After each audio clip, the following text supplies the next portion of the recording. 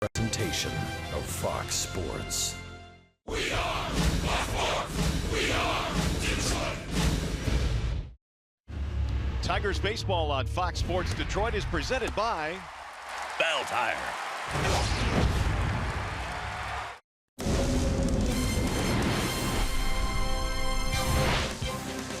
It is a special weekend for Tigers fans everywhere. It's Hall of Fame weekend, and two former Tigers will be inducted into this year's class. It's a great night for baseball here as we welcome you to Motor City. Game one featuring the Tigers and the Indians. Hi again, everyone, and welcome to Tigers baseball. Mario and Pemba, Rod Allen. We are glad to have you with us here for game one in the series. More importantly, it's a great weekend, Rod. You got Tram and you got Morris going into the Hall of Fame. What great honors. Well deserved. I mean, both of these guys will be immortalized in Cooperstown over the weekend, and both guys had brilliant careers. Of course, Tram spent 20 years in a Tigers uniform. Of course, Jack went other places, but he pitched his best baseball right here, and both guys are my former teammates. Yeah, how about that? You going into the Hall of Fame time soon, Will? No. Well, I do have a picture in the Hall of Fame. Oh, that's cool. Anyway, Mike Fire's on the hill tonight for the Tigers, and Fire, speaking of guys that have been pitching well, as good as anybody in the American League. Well, I mean, for his skill set, I mean, his fastball tops out at about 91 miles an hour, but boy, does he really use it to his advantage.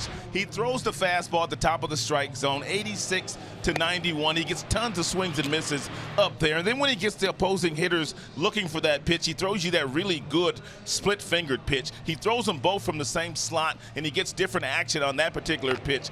5 quality starts, 2-2 record in his last 5 starts with a 1.62 ERA. He's not walking anybody, and he's striking out tons of batters. He will be tested today, however, with Cleveland in town. All right, after a short break, we'll be sending it to the Call Sam Studios and Johnny Kane. Coming up, double trouble in that Indians lineup. Lindor and Ramirez, they've been dynamite. Tigers Tribe coming up next.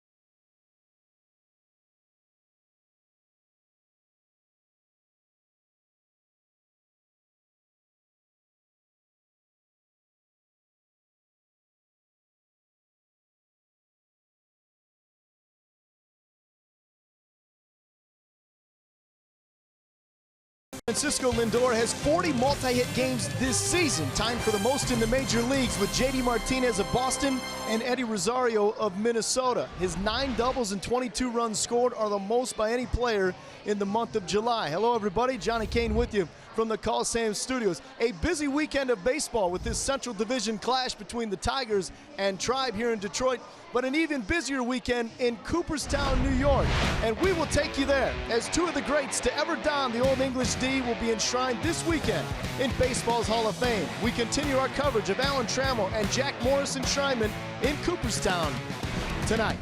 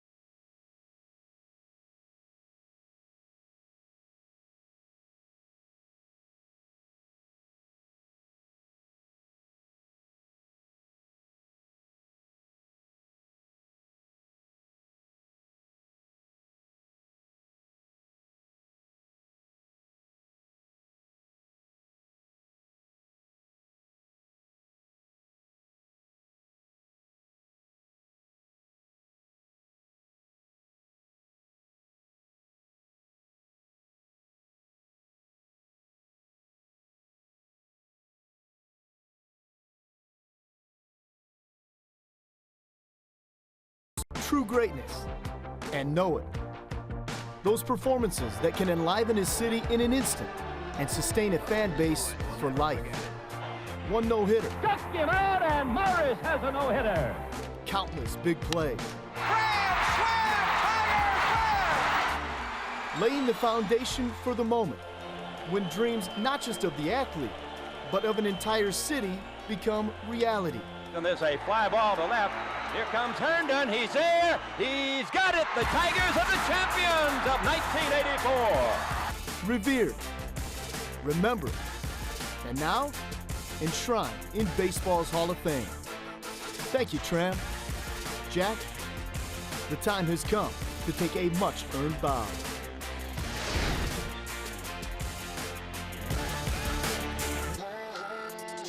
What a great weekend, Hall of Fame weekend for Tigers fans everywhere. Jack Morris, Alan Trammell being elected to the Hall of Fame, inducted to the Hall of Fame this year. Meanwhile, it's going to be Mike Fiers on the mound tonight for the Tigers. He is presented by Family Heating, Cooling, and Electrical. And Fiers has been giving the Tigers a legitimate chance of winning every game that he's gone out there. In his last 5 starts, he's 2-2 in that span with an ERA that is under 2.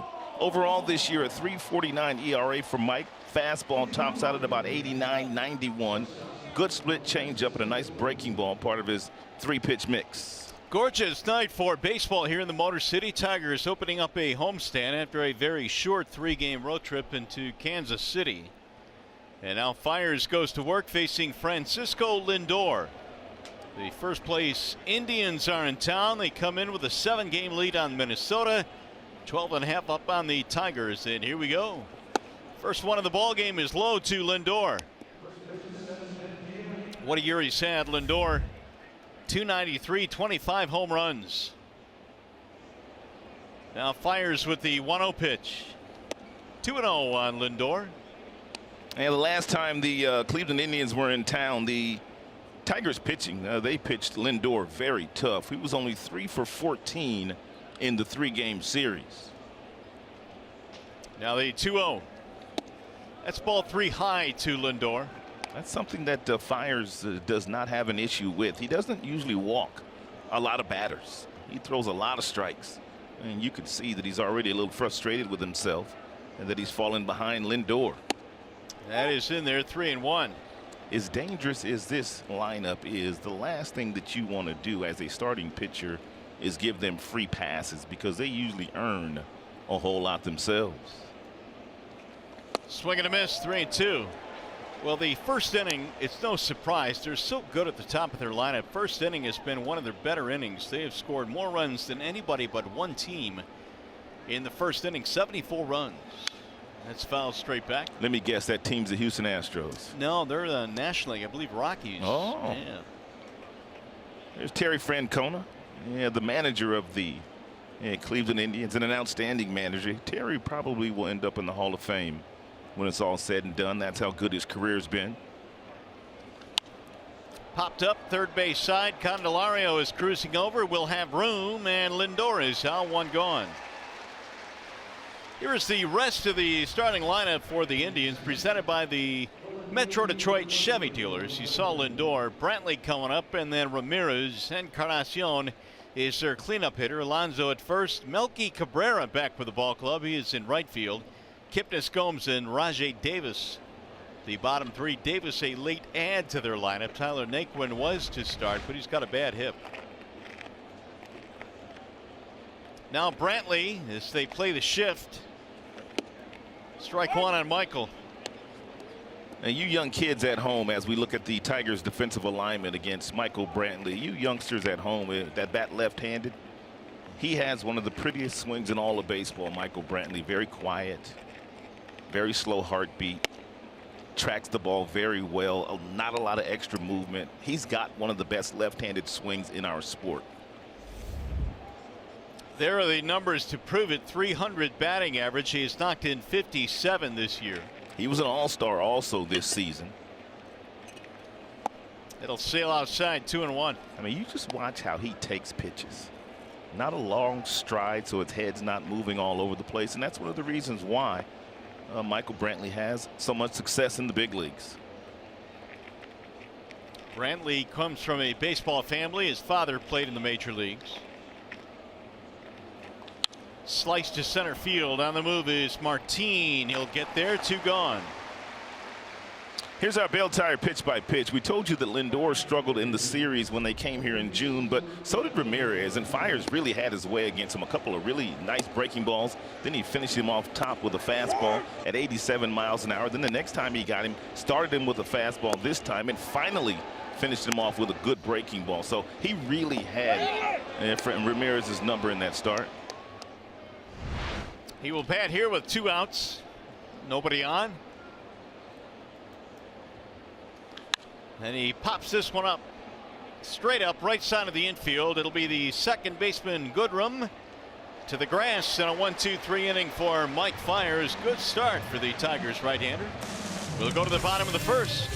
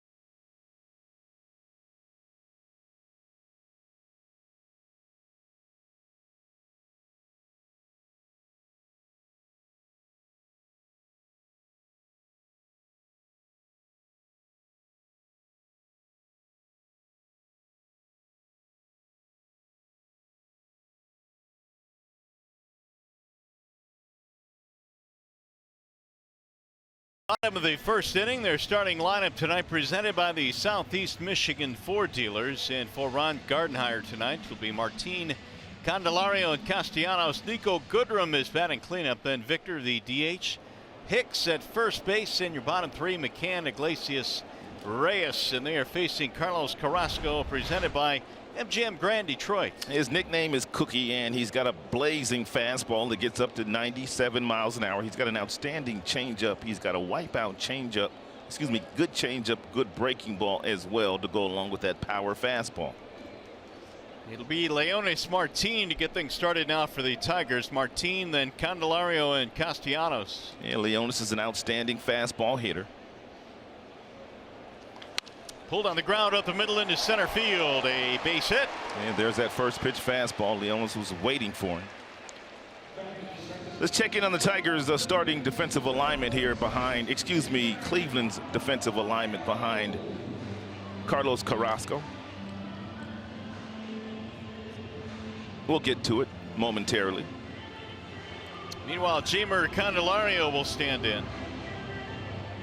Well, Martin typically has been a base running threat, but with his tender hamstring lately, Rod, don't know if he'll be running. No, I don't think so. I've watched him run around the outfield, and you can tell that it's still bothering him just a little bit. Candy swings to the first and skies it to center. Not deep at all. Davis coming in.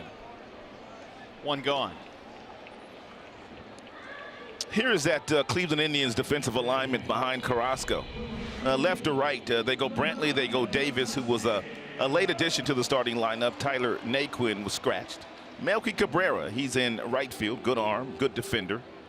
Third to first reads Ramirez, Lindor, Kipnis, Alonso, and Yan Gomes, the all-star, the starting catcher. Here is Castellanos. Nicholas was 1 for 12 in that Royals series. Looks like the Tigers are coming out today very aggressive against the first pitch fastballs of Carrasco. Nick swings, ground ball to third. High hop. Ramirez throws to second. One. That's all they get. So you're not kidding, man. Castellanos goes after the first pitch. Yeah, that's 3 pitches, and all 3 guys have swung at the very first pitch. A little offline here with the throw, but a lot of times the second baseman will want that throw exactly where Ramirez threw that ball to Kipnis. That way you don't have to worry about the base runner interrupting you as you try to turn the double play. So not a bad feed there by Ramirez behind the bag. Nico stands in. Goodrum batting in the cleanest spot. He's had a really good month of July, batting over 300 this month.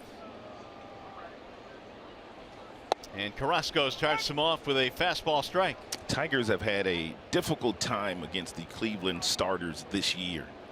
In 2018, Cleveland's starting pitchers are 9-1 with a 1.78 ERA against Tigers bats. Wow. It's tough to win games that way when your starters are that effective. Their bullpen has struggled most of the season, but the Tigers don't have much success getting into that bullpen. The 1-1. Well, the Indians came to town back in late June and won 3 here in Detroit. We were talking about that earlier. They won 3 games, and Ramirez and Lindor were shut down in the entire series.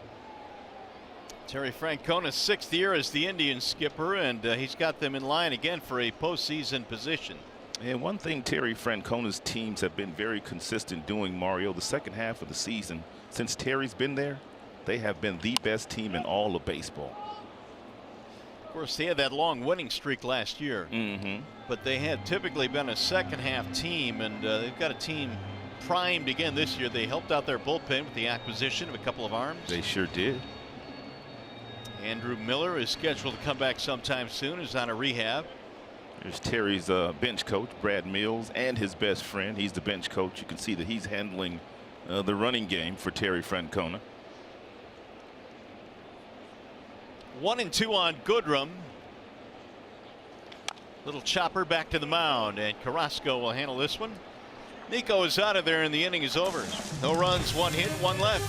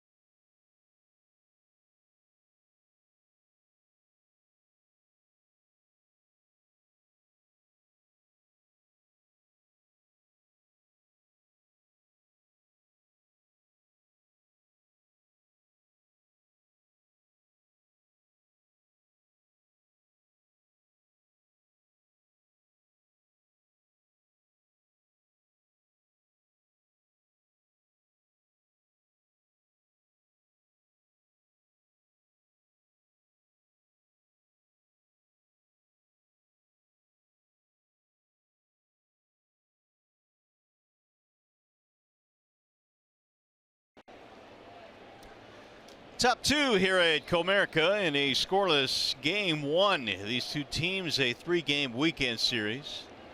Here is Edwin Encarnacion to lead things off. Pulled on the ground toward third. Nice play behind the bag. Candelario's throw is in time. And while we have a moment, let's set the Tigers defensive alignment for you. They've got Reyes playing left field here today. Martinez in center field. Nicholas Castellanos. He's in right field. In the infield up the middle, they've got Iglesias and they've got Goodrum. On the corners is Castellanos and Hicks. And the battery today, Fires and James Mccann. Nice play here by Candy. Nice little backhand with Encarnacion running. Took his time. He grabbed the four seams and threw a strike to John Hicks across the diamond. Here is Yonder Alonso. Tigers have been doing a lot of shifting early on in this game. Left and then right, then left and then right. They really have. Very aggressive with their shifting. 3 defenders to the right side of second for Alonso. Nub foul off the end of the bat. I think one of the things that we have talked about, and I heard A.J. Hinch talking about it as well. He's the manager of the Houston Astros. They shift more than anybody in baseball. He says typically they will shift on every hitter to the pull field because the tendency of most hitters are to pull the ball on the ground. But if you look at the alignment of most of the outfielders, those guys are typically straight up because when the ball goes in the air, they hit the ball in all directions. But usually on the ground, it's the pull field. Let's take a look at the StatCast, and powered by AWS. And this is exactly what the Tigers know on Alonso on the ground.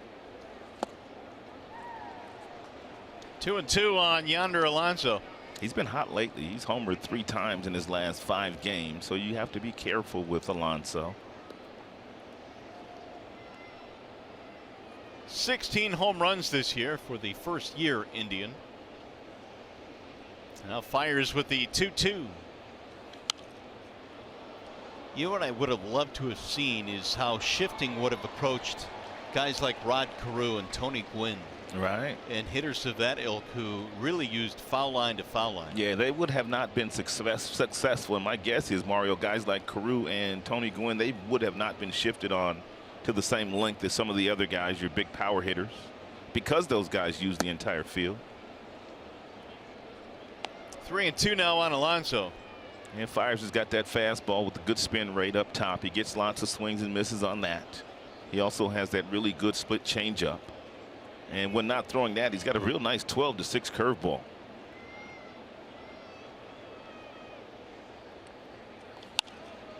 Toward left field on the move is Reyes. Coming toward the line, still coming, but it's off the side wall.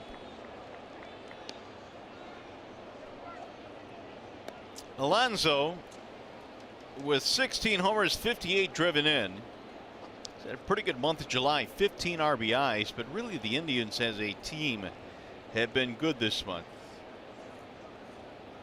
126 runs here in July. And that's an average of a little over 6 per game. And he walked in ball 4. First base runner for Cleveland. What do you got on the weather here tonight? It's just about perfect. It is perfect. They say it's going to be like this for the next week or so. Perfect weather. 76 at game time. A few clouds in the area. Had a little rain shower run through a little earlier today, but not a whole lot of rain. Here is the veteran Melky Cabrera. Fouled away.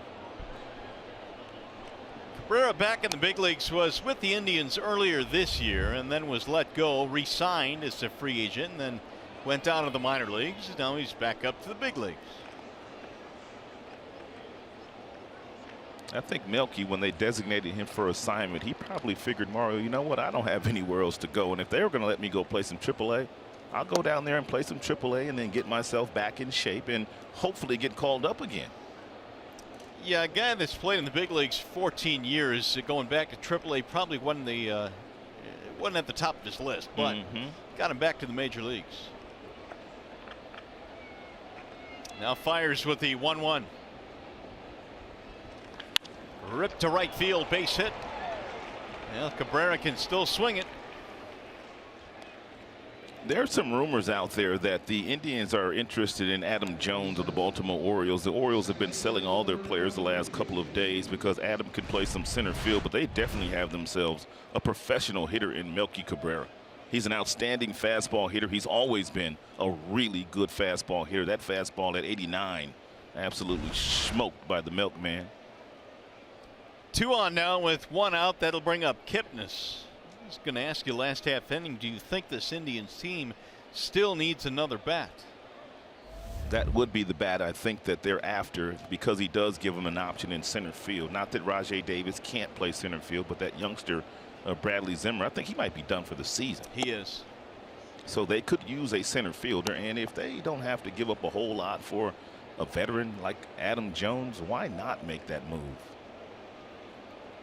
Kipnis is batting only .222 this year, 10 home runs. 2-0. And Mike's fallen behind quite a bit today. And that's not usually his MO. Usually he's strike one on just about every single hitter that he goes up against. But the one thing that Mike will not do, he will not give in to the strike zone even when he does fall behind.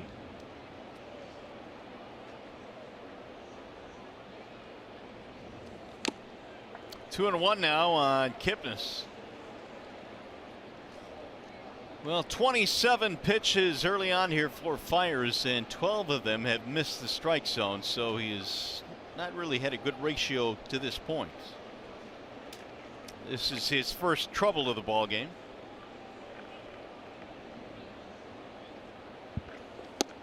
In there, a strike call. 2-2 on Kipnis. Good pitch.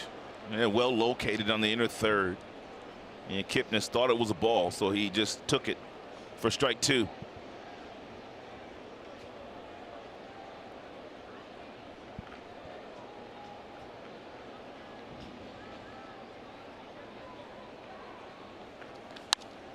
High fly ball center field. It's going to be playable for Martin. Runners will tag. Catch is made, but they're not going to run on Leonis. 2 gone.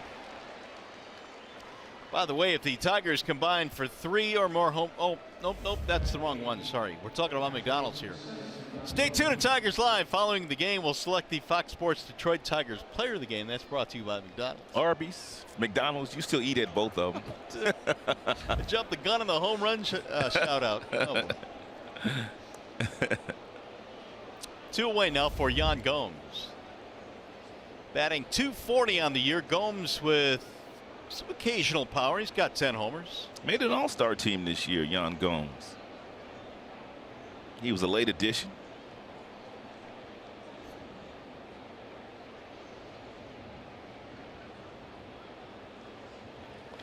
And he'll shoot that one to right field, slicing. Here comes Castellanos on the run, but it's foul. Did you see where the Angels, and I'm sure we'll talk about a lot of this over the course of the next 3 days with the trade deadline looming. The Angels traded their Gold Glove catcher to the Houston Astros today. How about that? Are they selling? It didn't surprise me from Houston's standpoint. They got a good one. Ooh. But from the Angels' standpoint, they are now 4th in the West and 15 out. So numbers are numbers, and you can't argue with them. Yeah. And they are deep out of the wild card race as well. So apparently, with all the talent they have, time to sell. Did he go? Yes, he went around. Ramon De Jesus said he went. Gomes said it didn't. Yeah, let's take a look. Yeah, pretty close. Give us a better look here. Ooh, he might have checked it. Now Fiers a strike away from pitching out of this jam here in the second, walking a single. Here's the 0-2 pitch. Got him, strike 3, and the threat is over. First strikeout of the ball game for Fiers. The Indians strand 2.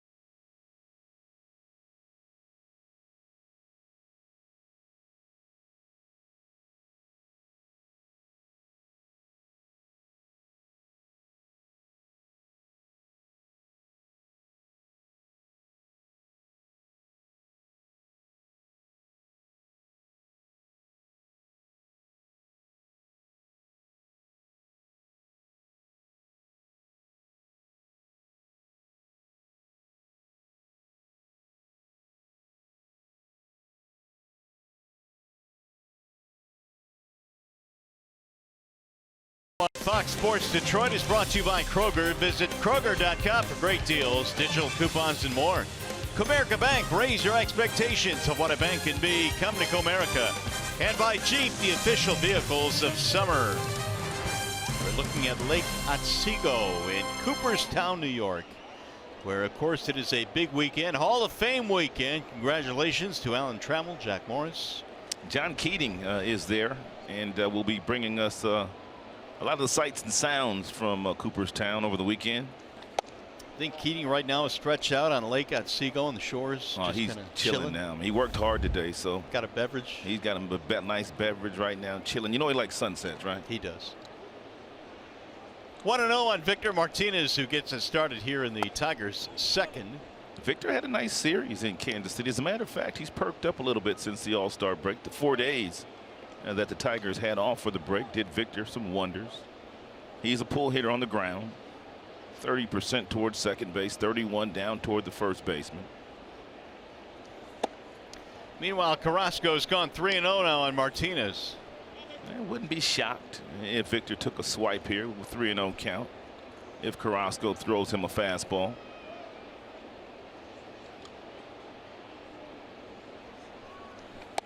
Walked at ball 4. He missed on 4 straight. Leadoff man on. It's almost like he pitched around Victor. I don't see why, but it's almost like he pitched around him. Wasn't even close. It'll bring up John Hicks. And Victor is one of the few left-handed bats in the lineup.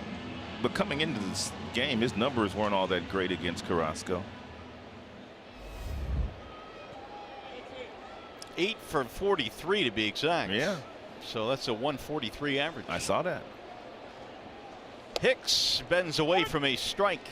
And Carrasco's got a couple different breaking pitches. He's got the slider. He's got the curveball. His changeup is a plus pitch. And of course, anytime you've got a fastball that will get up to 98, that's going to be an above average pitch as well. Ooh, 2 nasty breaking balls. I know it, and that's been a pitch that Hicks has been susceptible to this year. He dropped down to a different arm angle on that second pitch, though. He had a lot sweeping breaking ball that time. 9 homers this year for the Tigers first baseman. Bouncing ball to third on the backhand. Ramirez. He'll fire to second. 1. Relay not in time. Had Ramirez been able to turn the other way, he would have been able to get more on his throw, and he would have been able to turn this double play. But where he grabbed it, he had to do a reverse pirouette, and then he just made sure he got the 1 out. So he threw accurately to Kipnis, and then with Hicks running down the line, Hicks has decent speed for a catcher and a guy that plays first base. They weren't going to get him, but I guess what I'm trying to say, Mario, is Ramirez just took his time knowing they were only going to get 1 out there. Everybody talks about Ramirez's offense with good reason, but he can pick it down at third. He might just win a Gold Glove this year. He was a finalist last year for the Gold Glove at third base, and he's only made 4 errors so far this season, so he's legit. Mccann looks at ball 1. 3 out of 7 of the series in KC.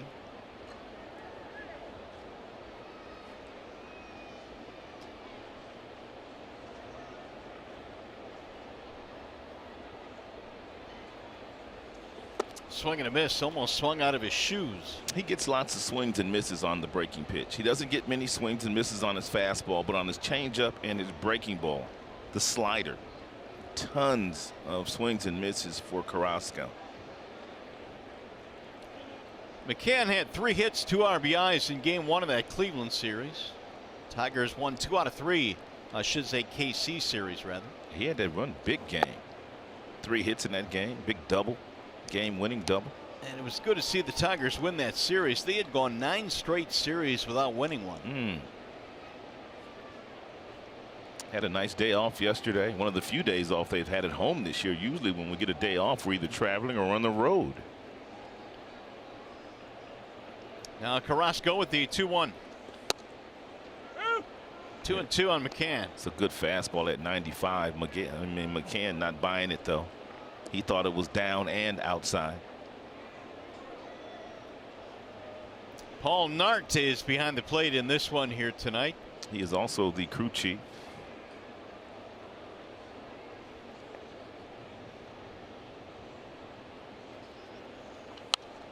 Spoiled by Mccann. Okay, well, I jumped the gun earlier. Now it's time. If the Tigers combine for 3 or more home runs in this game, bring a copy of the box score to a participating Arby's location tomorrow. You know what you get? Free small order of curly fries. Yes, indeed.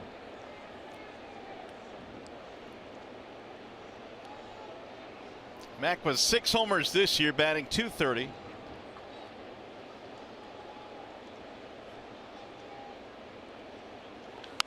Yank fouled. He came inside that time. It was pulled.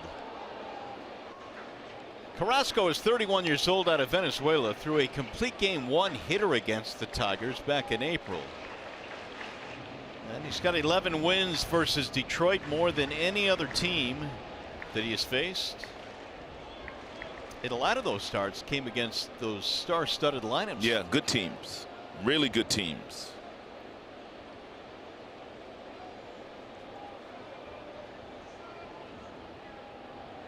Swing and a miss. Down he goes. Carrasco with his first strikeout. 2 gone. Time now for the Bernstein advantage. Here's my guy in Ram. Pick the stick. Ooh, you got a good one today. Yeah, Jose Iglesias. Good numbers against Carrasco. Iggy also had a really good series in Kansas City, not only with the bat, but man, was he picking and grinning with that glove too. Really is amazing the year that he has had defensively. I mean, he has been able to make some highlight reel plays night after night after night. Salvador Perez, the catcher of the Kansas City Royals, when he was being interviewed by Matt Shepard after the day that Iglesias had with the glove at shortstop, Salvador said that Iglesias has the best hands in the American League. I believe it. I mean, that was high praise, especially from coming from someone that doesn't see you every day. Right. Average at .265. Doesn't strike out very often. It usually gives you a really solid plate appearance. Iggy has had to deal with his name being bantered about the last couple of days. There's a few teams out there looking for shortstops, and Iglesias' name has been on the tips of some of the analysts' tongues. Yeah, I know players say they don't pay attention to that, but it's human nature. Oh, you've got to pay attention to it. I mean, with Twitter and Facebook and radio and television. And guys have agents.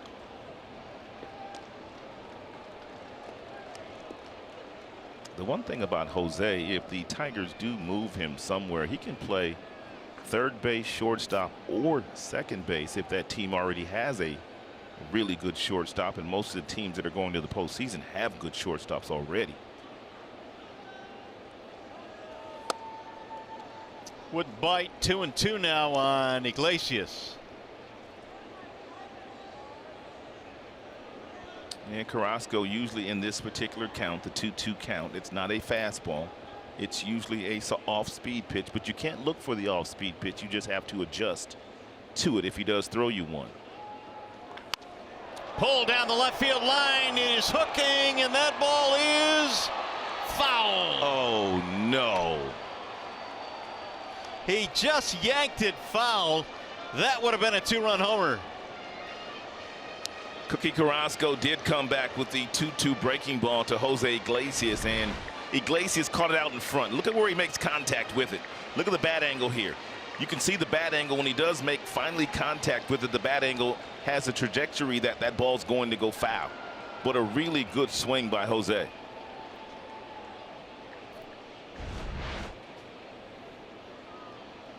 Carrasco got away with one there, and a swing and a miss. He comes back to strike him out. That'll end the inning. Well, if you missed it, the Yankees lost a big piece of their lineup last night. Johnny Kane has more when we return.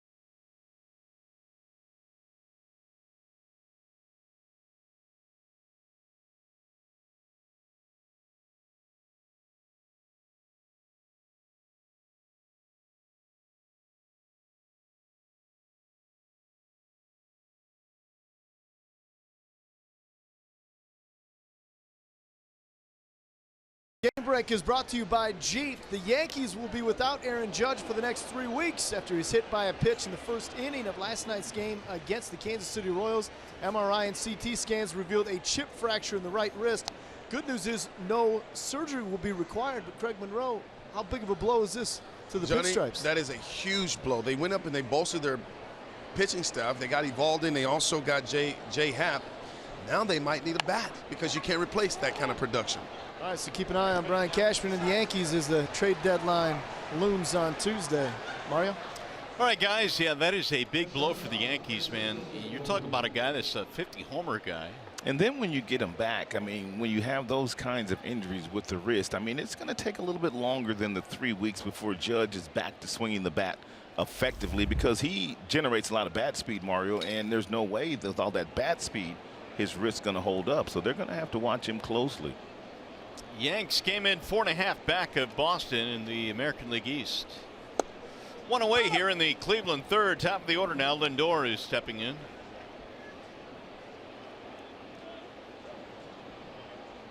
Fires got Lindor to pop up to start the ball game. Whistled and caught at first by Hicks. Had him played perfectly. And Lindor, when he hits the ball in the infield, where there be a line driver on the ground, it's usually to the pull field, and he smokes this ball. But you can see Hicks was hugging that line at first base and made a tough play look rather routine. Lindor didn't even get out of the batter's box. Here is Michael Brantley.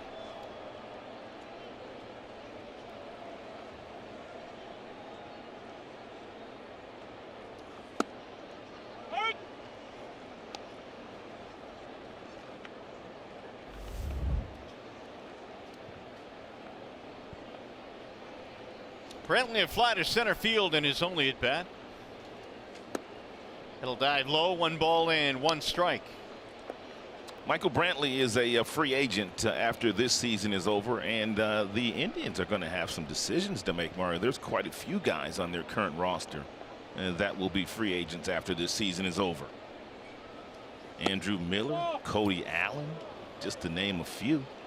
Those are big pieces. Yeah, I think the acquisition of Brad Hand will certainly cushion the blow if they lose Miller and Cody Allen. And the Cimber kid that they got as well from San Diego. Both those guys are controllable for the next couple of years.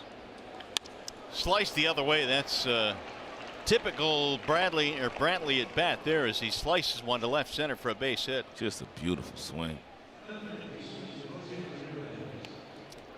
2-out base runner for Ramirez. And you're a Chevrolet's most dependable player. I want to talk about Mike Fiers on a list of pretty good pitchers in terms of the lowest ERA since the end of May. And Sale, DeGrom, Trevor Bauer, he's in the building as well. He's having a sensational season for the Tribe. Yeah, there's Trevor in the middle. And then there's Mike Fiers and checking in with a 2.47 ERA since the 30th of May. He got Ramirez to pop up on a fastball up at the strike zone his first time up on the first pitch. But this guy right here is dangerous. You brought it up earlier. Why is he not in the MVP conversation with a .297 batting average with 30 home runs and 73 RBIs and 60 extra base hits? I think because he's a little guy and people ignore him. I really do. I mean, Ramirez put his numbers up against anybody in the league right now, and they're right there.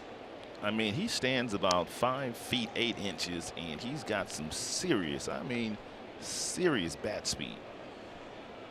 He's also has a pretty good plate discipline, Mario. He has walked less than he has struck out this year. Walked more than he has punched out this year, which is rare in today's game. It's extremely rare. Here's the one thing I wonder, though, about Lindor and Ramirez. We talk about these guys and the numbers they put up. They have each played in 100 of the 101 games for the Indians. So I know it's really hard to take these guys out of the lineup, but you wonder as we get into July and August and September, you know, when they might be able to give these guys a blow. Well, I think he's going to have an opportunity to give them a blow, Mario, because I don't think they're going to be challenged by anybody else in the division. And so once they build up a very comfortable lead, I'm sure Terry Francona will start to take the liberty of resting some of the players that he has on his current roster. Yeah, it's a good point, because if you look at the rest of the divisions, they're all much more closely contested than the Central. And Minnesota's already started to sell too, so everybody in the division is selling, with the exception of the Cleveland Indians. Fouled off. Yeah, Ramirez, excuse me, Fires can go two different ways here against Ramirez. He can go fastball up top, or he can go with that really nice curveball that has a really nice spin rate on it at the bottom of the strike zone. That's the pitch that he's gotten him out a couple of times on when they were here a couple of months ago. Well, last month.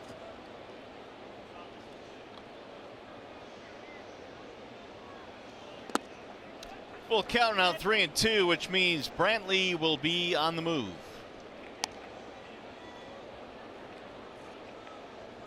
Mccann had a really good day a couple of days ago in Kansas City. Man, he was blocking everything. Able to backhand that one. Didn't have time to turn his glove the other way. I don't think I've seen a better defensive game than the one Mccann caught in KC a couple of days ago. Yeah, he was money that day. It was unreal.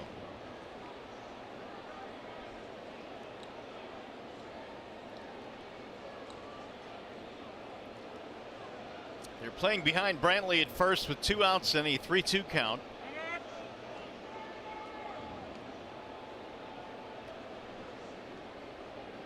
And Ramirez, just like Lindor, pull happy to the right side of the infield. 36% of the ground balls go to the second baseman, 34 to the first baseman. Rolled foul. There's that nice breaking ball that Mike's not afraid to throw in any count.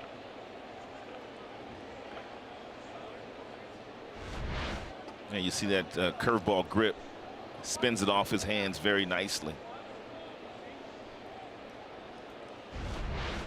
This will be the 8th pitch of this at bat.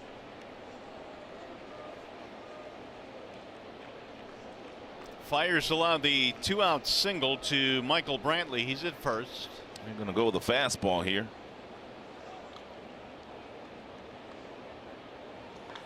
Pulled foul again. Pretty much everything that Mike Fires throws goes north to south, whether it be the fastball top of the strike zone, or whether it be the split finger changeup that he starts up and it ends up down the middle. And also his breaking ball, the curveball we just showed you, pretty much straight over the top. So not much east to west action on anything that Mike throws, more north to south.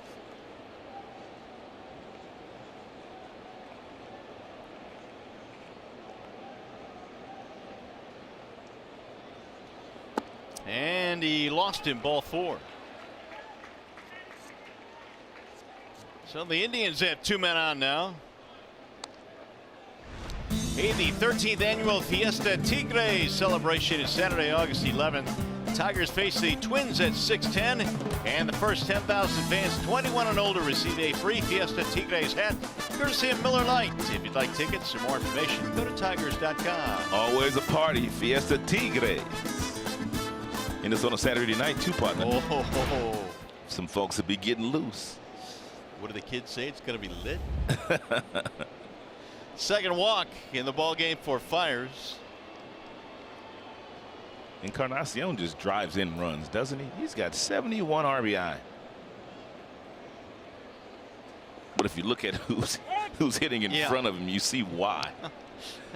You and I might be able to drive in 50. Yeah. I mean, you got Lindor, you got Brantley, and you got Ramirez, and they're all on the bases every single day. They were all stars, for crying out loud.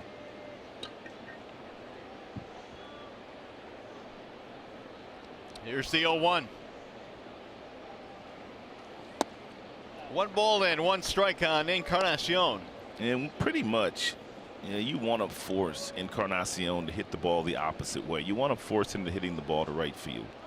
He's got great pull power, and then when you let him pull the baseball, usually he's hitting the balls in the seats. But if you make him hit the ball the other way, it might be a double, but it's usually a single.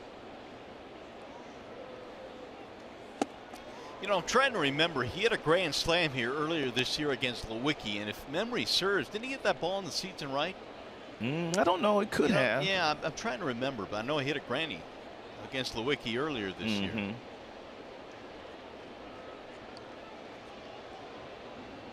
And you see how they defend him, and they defend him to the pool field on the ground. You can see right field somewhat foreign to Encarnacion. Got him, strike 3 in the outside corner. Second strikeout for Fiers, who strands a couple of runners here in the third.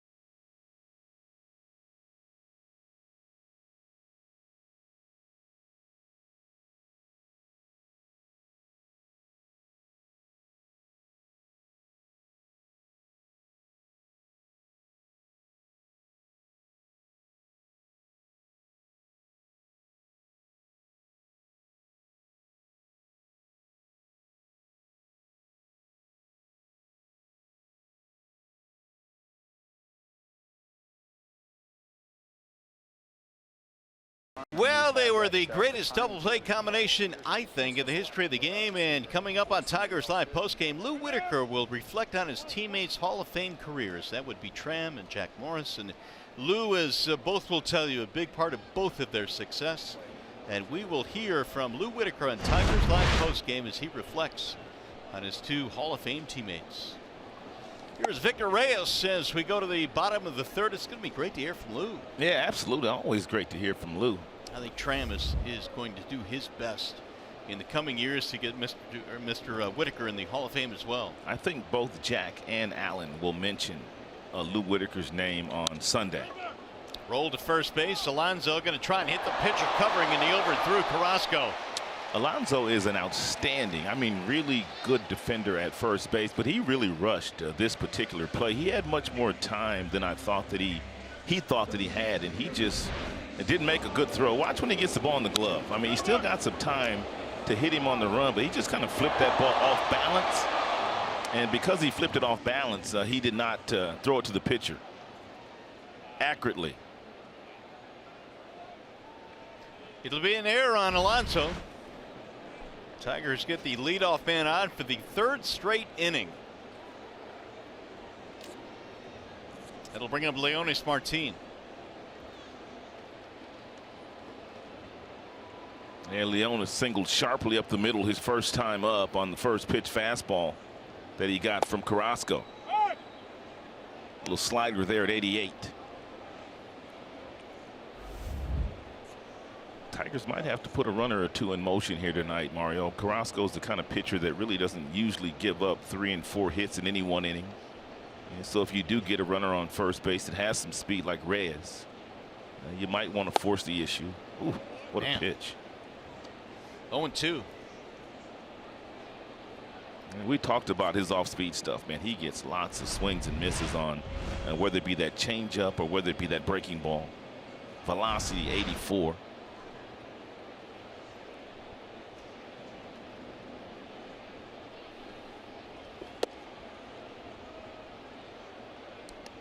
Carrasco came in throwing some pretty good baseball in the month of July. 4-0 this month with an ERA of an even 3. And their team has perked up a little bit in the month of July. Collectively playing some really good baseball.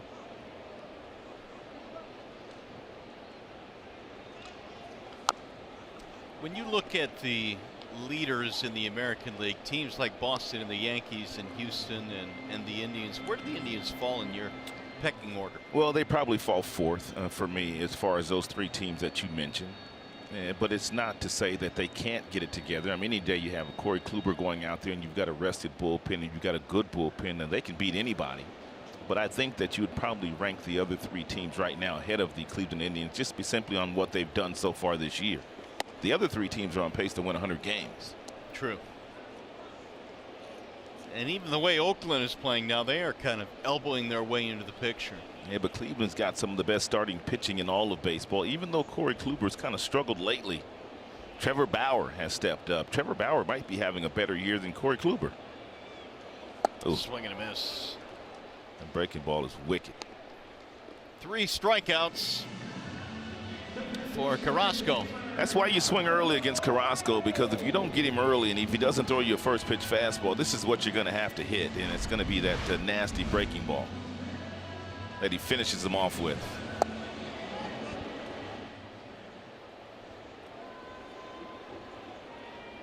Opponents this year batting 181 versus his slider. Saw a good example of it there. Candelario looks at ball 1. Candy, even though batting .230 right now, has had some better plate appearances the last week or so. I would agree. I think the time off during the break really re-energized him. He's able to refocus. Runner goes. Swing and a miss. Throw down to Gomes, or from Gomes. He is not in time. Stolen base. Reyes was on the move, and that'll be his 6th steal. I like the aggressiveness here. Even though Gomes behind the plate has a rocket for an arm, they forced the issue. He got a good jump. It's a good throw by Gomes right on the bag, but the tag applied a little tardy there by Lindor.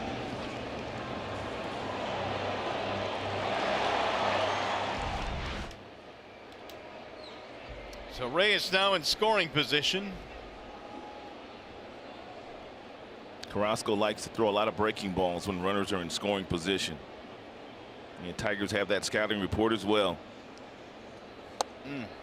There it was. Man, that thing's nasty. It is nasty. I mean, you see the way he grips it too, man. He gets it away from his hands. He's got some really nice action on that breaking ball. You pretty much know what you're going to get.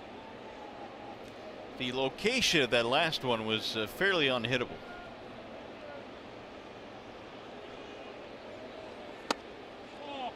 Nice job that time by Candy laying off that same pitch. Actually, that was a fastball inside at 94.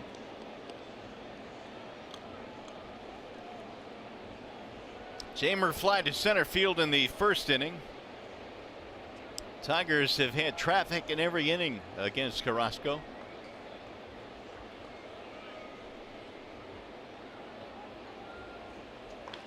Pulled on the ground to first, fielded there by Alonso. That'll advance the runner, but there are 2 gone now.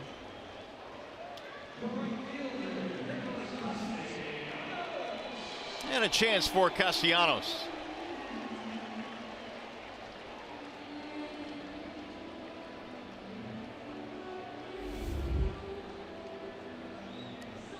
Nick reaching on the fielder's choice in the 1st inning. And Nick's batting average has dipped under 300 pretty much for the first time all year. In his last 15 games, Nicholas Castellanos batting right around 230. So he has struggled a little bit lately. But it's not uncommon in the big leagues. You're not going to have a season where you're hitting 350 every month. Breaking ball dives inside. Well, we talked about the challenges of taking Lindor and Ramirez out of the lineup for the Indians. You really don't want to do it, and it's really magnified with Nick because he is the centerpiece of their lineup. Had they not faced a left-hander on Wednesday, Danny Duffy, he probably would have given Nick that day off, and then Nick would have had Thursday off too.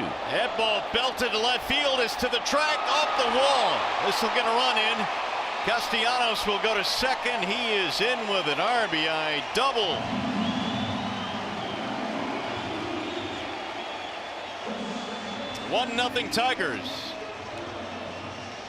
It was a 95-mile-per-hour fastball thrown by Carrasco that landed right down the heart of the plate, and Nicholas Castellanos was able to clear those hips out of the way, and he smoked this ball off the gate.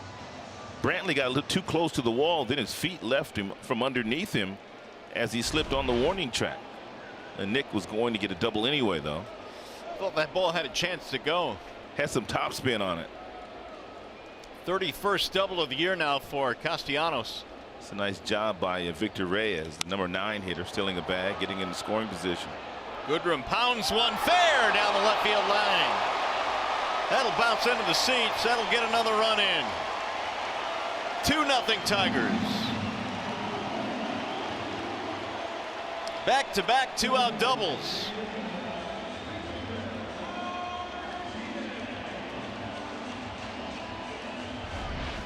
Tigers still very aggressive, still swinging early in counts against Carrasco. Great effort by Brantley. And it just couldn't get there. It's a great shot. And there, that ball landing inside that foul line. So the Tigers jump out to a 2-0 lead on back-to-back doubles by Castellanos and Goodrum. And here's Vmart. Ball 1. He has not thrown a strike yet to Victor Martinez tonight. He's got a base open as well now with 2 outs. And Victor, a veteran hitter. Victor, a veteran hitter. Even though he hasn't had a lot of success against Carrasco. Carrasco might just put him on and go after the right-hander Hicks.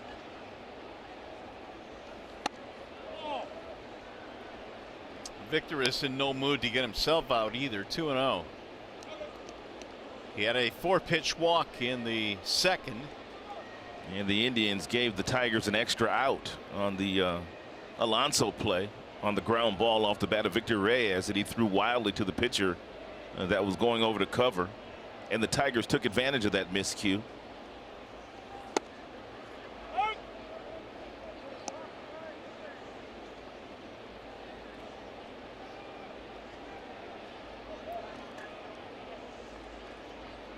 Hicks on deck, right-handed batter.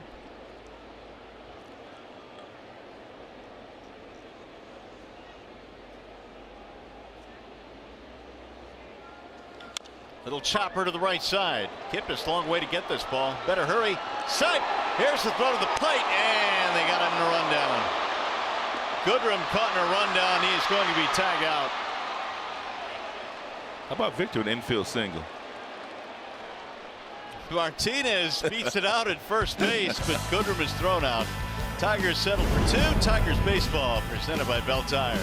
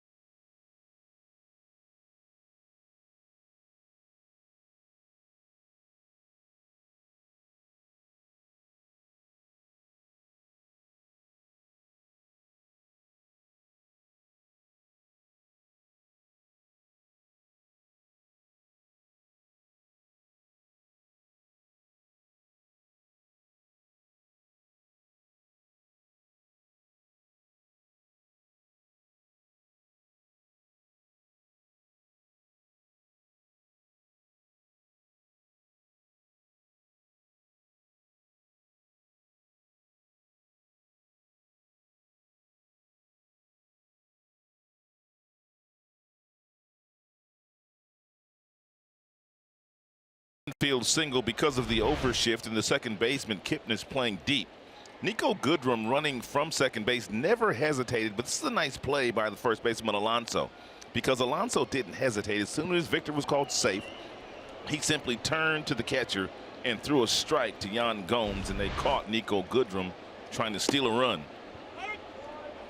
You know, a lot of times that play right there, Mario, when it's a bang-bang play, the first baseman will look at the umpire and wonder why he called the base runner safe. But Alonso didn't do that at all. He just threw the ball straight to home plate. If he hesitates for one moment, Nico Goodrum's safe. And he's able to execute the rundown as well. It'll be Alonso to get it started here in the fourth. Tigers lead by 2. Alonso, then Cabrera and Kipnis. High fly ball. Right field. Not going to be deep enough as Castellanos circles. 1 away. Well, as you enjoy a Miller Lite, look forward to the whole true moment later in tonight's game.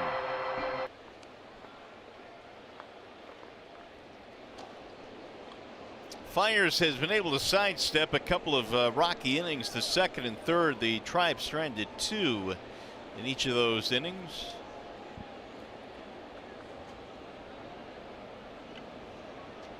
Here is Melky Cabrera.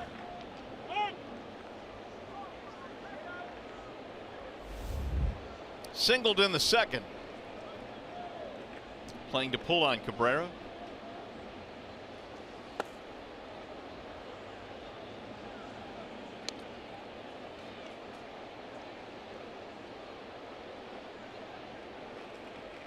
th season in the major leagues for Cabrera, former All-Star in 2012. He was with the Giants that year. It's been with a lot of different teams. It really has.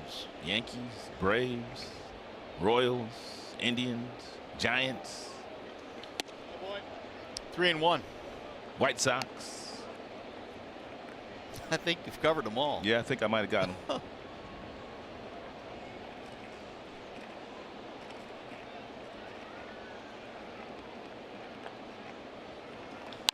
And Cabrera skies one to left center.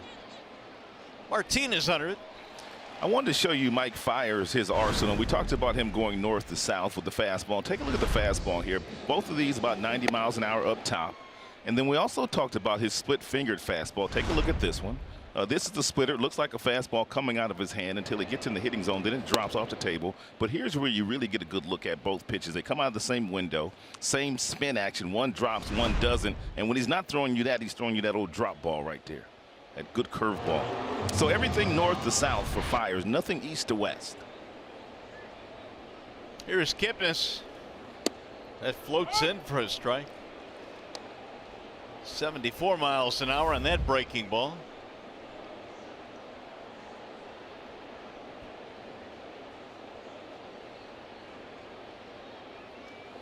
Ron Gardenhire was commenting on Mike Fiers this afternoon when he was meeting with the media in his daily session, and he was just saying how impressed he is with Mike Fiers and his pitchability, not giving in to hitters, throwing lots of first pitch strikes, getting ahead of guys.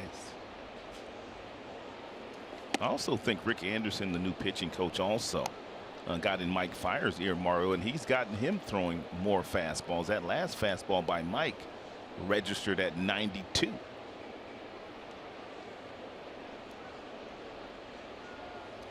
Swing and a miss. He got him up top.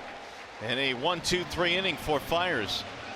Cameras were with Jack Morris when he got the news he was going to be a Hall of Famer. We look back at his initial reactions after the break.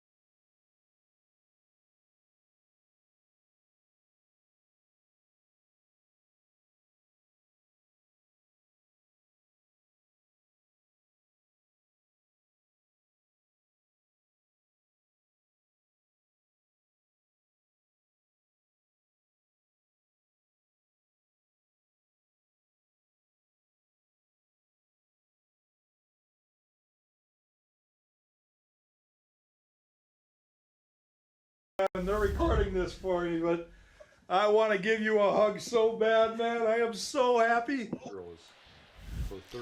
The 1-800 Coliseum call of the game. The reaction of Jack Morris when he found out he was going to the Hall of Fame, that was priceless there. And so excited. And he was shedding a couple tears, wasn't he? And he's not done shedding tears. I have a feeling that Jack's going to shed a few more tears on Sunday. I was listening to an interview with Jack just yesterday, and he was saying that because it's 6 guys going into the Hall of Fame, they wanted them to shorten their speeches to about 8 to 10 minutes.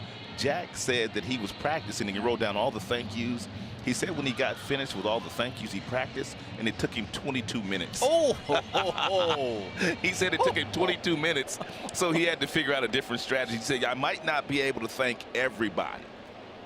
You should just have a little teleprompter in front of him. Just have the names just roll on off. Yeah. That's a good idea. That's a good idea.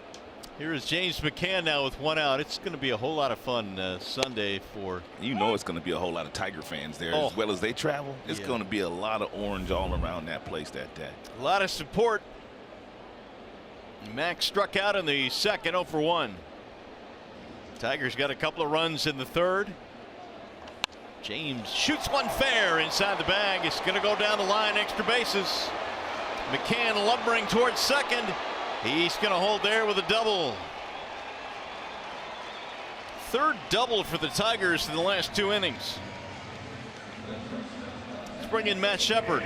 Mario, I'm guessing Jack Morris is going to get emotional. I'm guessing Alan Trammell is going to mention Lou Whitaker during their speeches. I talked to a lot of Tigers before tonight's game about Morris, about Trammell going into the Hall, though most of these guys, because they're so young, never saw them play, obviously, live, but they have seen them on various videos, of course, and they appreciate everything they brought to the Tigers D and how good they were. But they also said, especially with Trammell when he's down there in Lakeland, the time he takes to spend with them, to help them learn what it means to be a Tiger, help them learn what it means to be a pro. And Ron Gardenhire said it really well about these 2 guys. He'll take Jack Morris on the hill tonight as a big-time pitcher, and Alan Trammell to be able to help guys so many different ways and really extend that olive branch to help them get their big league feet wet and become a Tiger. They just can't thank him enough. Really good story tomorrow on Tigers Live. Terry Francona talks about both those guys. And of course, on Tigers Live postgame, great sit down. John Keating and Lou Whitaker, who should be in Cooperstown as well.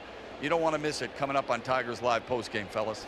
All right, Shep, thanks. And Rod, I don't think anybody played the game the right way more than Alan Trammell. No, I mean, for 20 years, I mean, he was very consistent. He wasn't flashy. He did not draw any attention to himself. He just made every single play. He was a classic, a number 2 hitter. Later, Sparky moved him down to that number 4 spot when they needed more offense, and he nearly won an MVP that year that he was batting 4th. George Bell edged him out that season. Iglesias the batter here with the 2-bagger by Mccann. I thought Jim Leland said it best. He says if you had a child when Alan Trammell first got to the big leagues that year, and that child was going to college and Alan Trammell was still playing shortstop for the Detroit Tigers.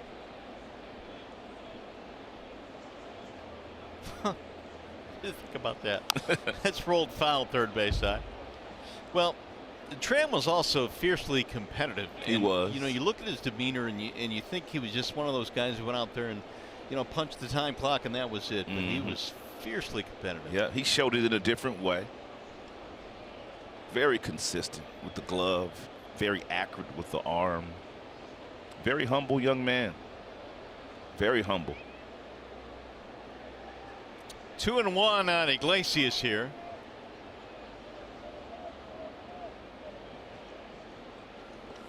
Now 3-1. We bring in Craig Monroe, who is field side, and Tigers have a pretty good strategy here and approach against Carrasco. They really do, guys. They're jumping him early and often. And that's what I talked to Lord McClendon about today around the batting cage. He said you don't want to let Carrasco get you to 2 strikes. You want to be aggressive early.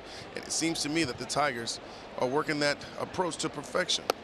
And that'll be a walk for Iglesias. He pitched around Iglesias there, Simo, all the good numbers that Jose has against him. He walked the right-hander to get to the left-handed batting Victor Reyes. Tigers, to Simo's point, 8 times tonight the Tigers have put one of the first 2 pitches in play. Yeah, you don't want to fall behind when Carrasco's out there, especially with that wipeout breaking ball. Reyes reaching on an error in the 3rd by Alonso, and that opened up the gates. Tigers would go on to score 2 2-out runs. And Victor will be swinging right here. Good take. Reyes has hit safely in his last 3, starting to get more and more playing time. And I think, Simo, that's a good thing. Time to find out what this young man can do. I agree, Mario, but I've been impressed with the young man so far. I truly feel like he puts together some solid at-bats. Being a bench player, being a Rule 5 guy that really didn't get the opportunity early in the season, but if you notice here lately, Ron Gardenhire is finding ways to get him in the baseball game, and he's doing a pretty good job. He's a big guy, too. Have you ever stood next to him, Simo? He is. He's huge. He's about 6'4", 6'5". World-class speed. He's got some speeds. Average arm. He's got some pop in his bat. Oh. Got the benefit of the call there. 1-2 on Reyes. Yeah, as we talked earlier, the one thing that Carrasco is consistent with, he'll throw you a fastball early in counts when there's nobody on base, but once there's somebody on base, he simply goes to his secondary pitches most of the time.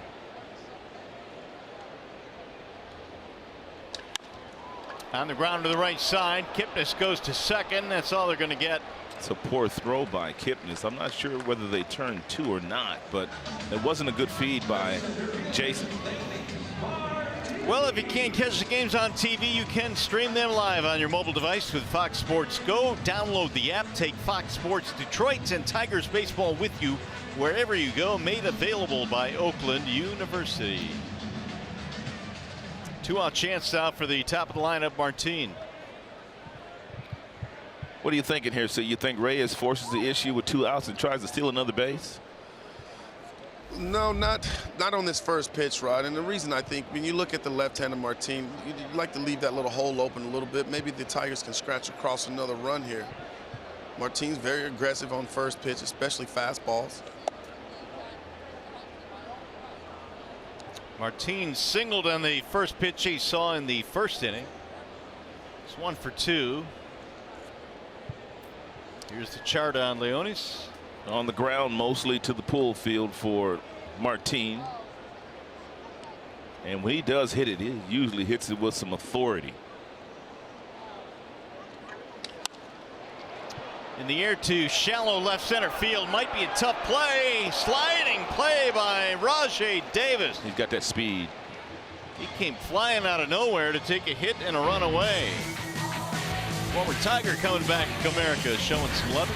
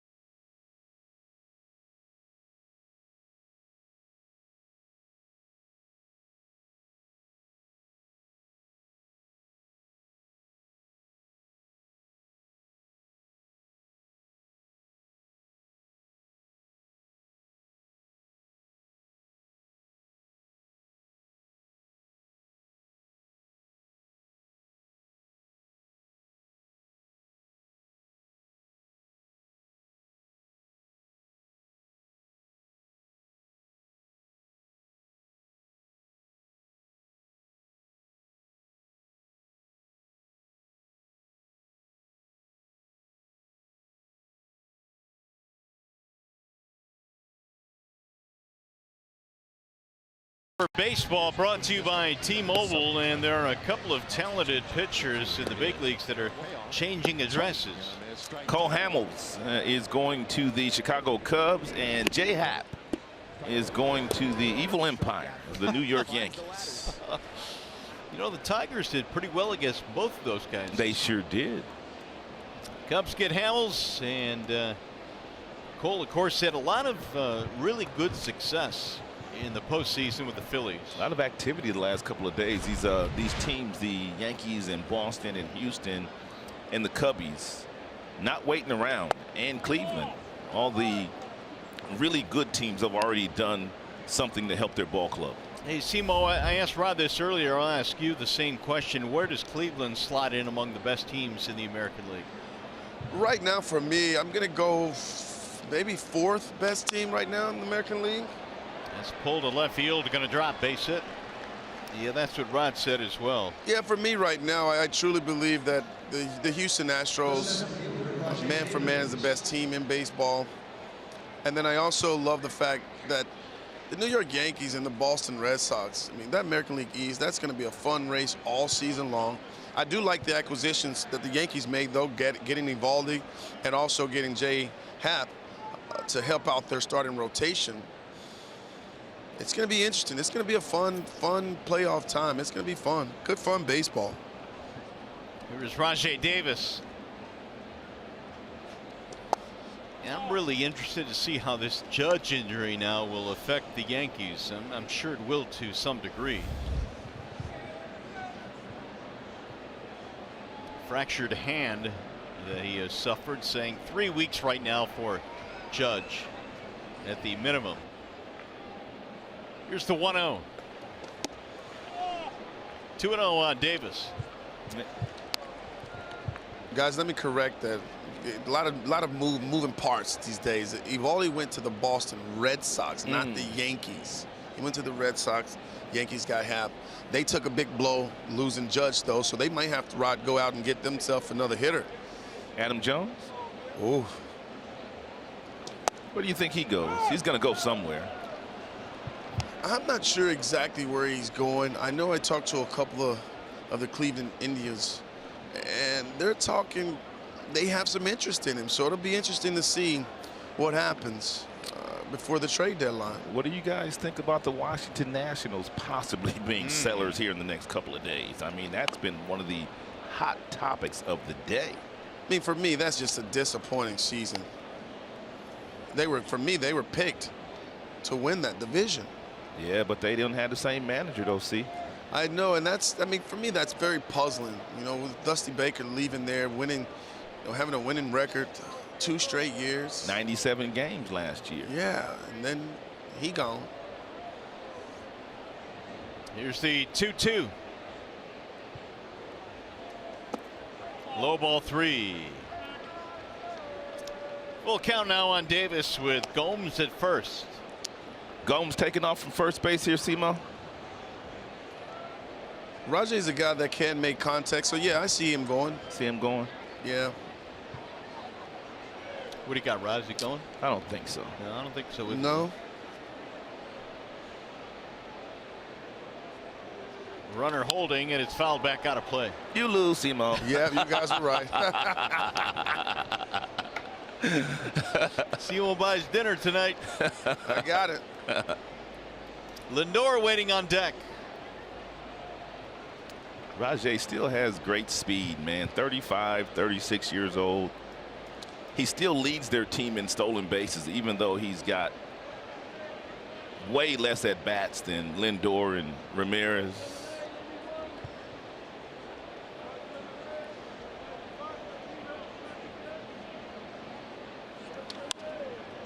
Little pop-up, shallow right field. Castellanos under it. Davis is retired, 1 gone. Menards brings you the big money encounter. Well, when you encounter Lindor and Ramirez, you better buckle up. Oh, my goodness. This leads all major league categories. The third base shortstop combination. My goodness, look at the numbers. The on-base percentage, the slugging percentage. They've got 53 home runs. They've scored 162 runs. Both guys are on pace, Simo, to go 30-30 this year. 30 stolen bases and 30 home runs. They're exciting young players. There's no doubt about that, Rod.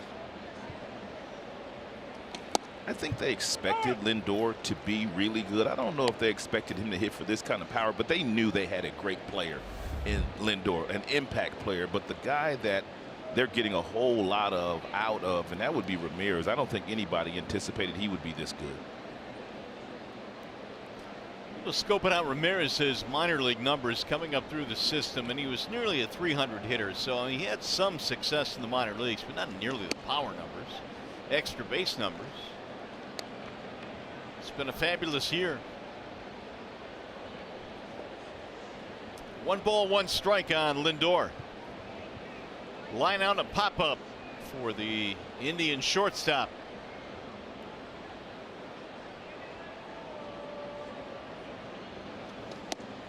Two and one.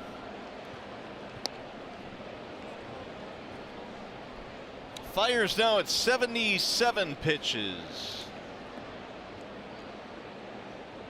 Mike had some traffic in the second and the third, but stranded 2 runners in each of those 2 innings.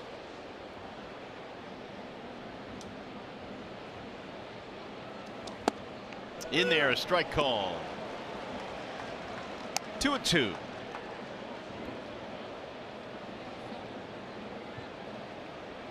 And Fires 19 starts this year. He's gone over 100 pitches 4 times. I think a lot of that had to do with the philosophy of Chris Basio at the beginning of the year. Here's the 2-2. Belted deep to right field and way back. And Lindor has tied this game. That's his 26th home run of the season. And he hit it to a part of the ballpark that you've got to get all of it to get it out. Over the out-of-town scoreboard. That's a poke. 26 on the year for Lindor. Yeah, very patient at bat by Francisco Lindor. He finally got something that was up in the strike zone at 92, and he killed it. I mean, he absolutely killed that fastball. I mean, I think the one thing, Rod, too, guys, Monroe, you look at the location there. Fires made an outstanding 2-1 good pitcher's pitch at the bottom of the zone. Lindor took it, and then he gets himself a cookie right down the middle, and he didn't miss it. 19th home run allowed this year by Fires. That is a team high, and it went 421. Stephen, what do you think of Michael Brantley's approach? I mean, you got the best look of everybody in the ballpark from that angle you're at. He's got a very soft approach in the batter's box. Not a lot of movement in his mechanics. Head stays still, Rod. That allows him to barrel up the baseball on a consistent basis.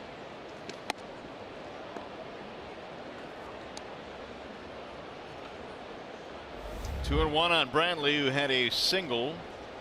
It was in the third. He's 1 for 2.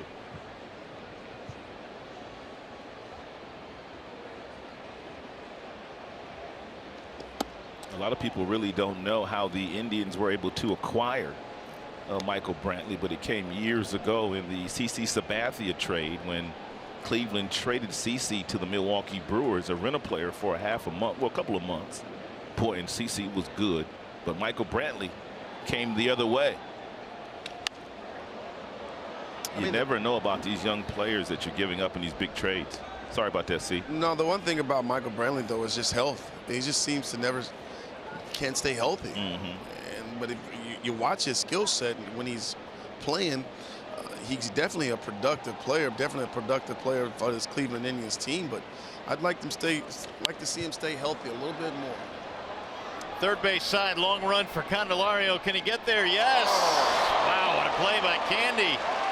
He ran 1.5 miles. He sure did. They had the shift on. Candelario had to get on his horse. Check out Fires, though. Fires wanted it too. And James Mccann, he was not going to make the play. And Handy, I like the way Candelario took charge. He called everybody off and was able to make the play. You see where he starts from. That's because of the shift. Now the ball goes up in the air and he has to run, and he's also looking at the 2 other defenders, and that's why he almost overran that ball. he didn't want a collision with either Mccann or Fires, and that's why that ball was caught the way that it was caught by Jamer. Great adjustment there, great concentration to be able to make that play. Ramirez had a walk in the third. He's 0 for 1.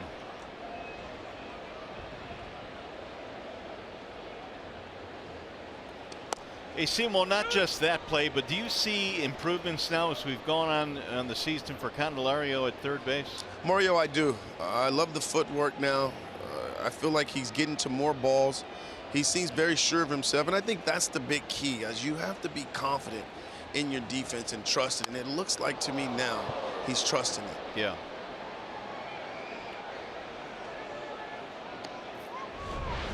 Did Jamer hit third base and turn his ankle? He sure did. Man, that could have been really dangerous. My goodness. Wow.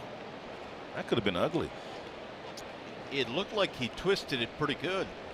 Ron Gardenhire was out early today with Jamer Candelario at third base, and they were talking about footwork. They were talking about glove work. Gardy was a pretty good infielder himself when he came up with the New York Metropolitans.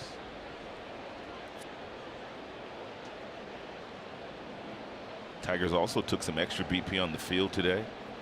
Nicholas Castellanos has already paid off for Nick. And Simo.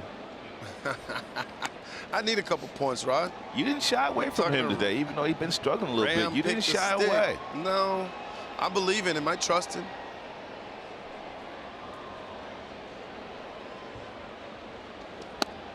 I knew I was second, and Ram picked the stick today, and I thought, you know what? Simo's going to look at that Kansas City series, and he's going to say, no, he's getting tired. I'm not going to go with him. And you'd have taken him again? Oh, yeah. Even after what he did to you yesterday? Hey, and Mario, I thought about it, and I really did, guys. In all seriousness, I thought Iggy. I'm like, Iggy's been swinging it hot bad. I'm like, maybe Iggy first pick today. But I went with my sure-handed. Nice play by Nico, and that will end the inning. 2-run shot by Lindor ties it up.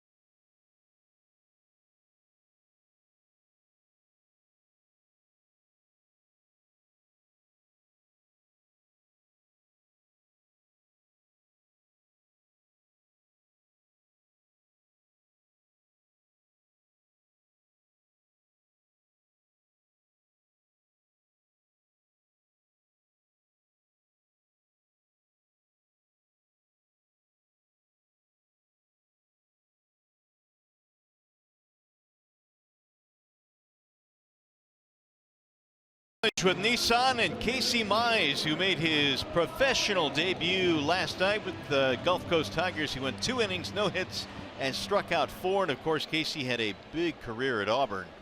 We anticipated that he would pitch this year, and because of his workload wasn't as much as Alex Faedo, the #1 draft choice of last year for the Tigers, who did not pitch after he was drafted. But Al Avila told us that he was planning to pitch Casey Mize.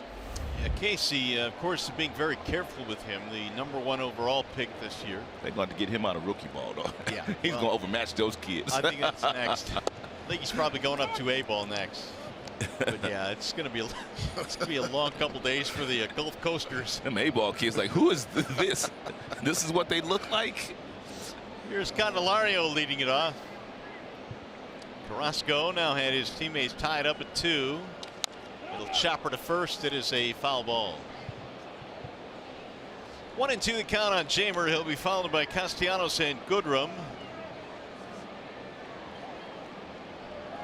Rodney, Simo, we're talking about the fact that seemingly the Tigers now are in a stretch where they're seeing good pitching just about every night. Well, they better be up for the challenge. I always thought this was fun, man, when you get a chance to, especially the young team, you have nothing to lose and everything to gain. Going up against some of the game's best. That's going to drop in. Brantley looked like he was making a move on it. Cimber going to second, and he is out. Cimber hesitated, Simo, going around first base. We'll take a look at it, man. But if he doesn't hesitate, he's safe. And as soon as he gets to first base, so watch him kind of take a peek. He's kind of slowing down a little bit to watch the bag, and then he sees that he's not going to catch it, and then he tries to turn the Jets on, and it's a little bit too late. Nice tag applied there by Jason Kipp, and the second base umpire Carlos Torres, all over. He's right there. Guys, how about the footwork there from Michael Brantley? That is not an easy play, but he got over to that baseball quickly and made a good, accurate throw. He gets quite a few assists, Simo, every year. That's a great throw. Yeah. Always like that play, especially here in left field, trying to get around the baseball, cut the guys off with my legs, and then throw a nice, accurate throw and throw them out. Just always fun. What do you mean cut guys off with your legs? You get to the baseball with your legs. Everybody thinks about cutting guys off with your arm. You don't. You cut them off by getting to the baseball with your legs. You know, get in there quickly and getting your feet in the position to be able to take that nice crow hop or shuffle, whatever you want to call it, and make a good, accurate throw. Then how do you slow yourself down when you get to that ball and you're running full speed? You got to gather yourself before that? Yeah, you do. You definitely slow down, Rod. Probably like 3-4 steps before you get to the baseball. You can slow yourself down to gather yourself to get your momentum going towards your target. Castellanos here with 1 out. Pulled a third foul. You know, Gibby talks about this all the time. He didn't have the strongest throwing arm, but he saved some bases with his legs. Yeah, once Brantley gets over to the ball, he takes a look up and then he kind of gathers himself. But see how he caught it right on his back foot? He already was in a position when he picked that ball up. He picked it up already on his power leg, to where all he had to do was push off and make a good, accurate throw. He was turning his body to throw as he was picking it up. Absolutely.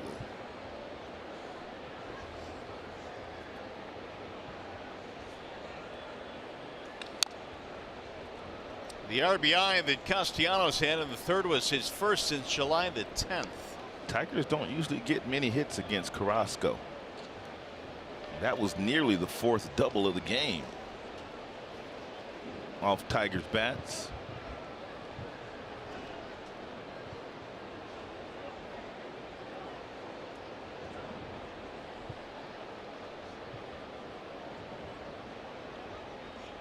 Swing and a miss. He chased up top. Carrasco with a strikeout.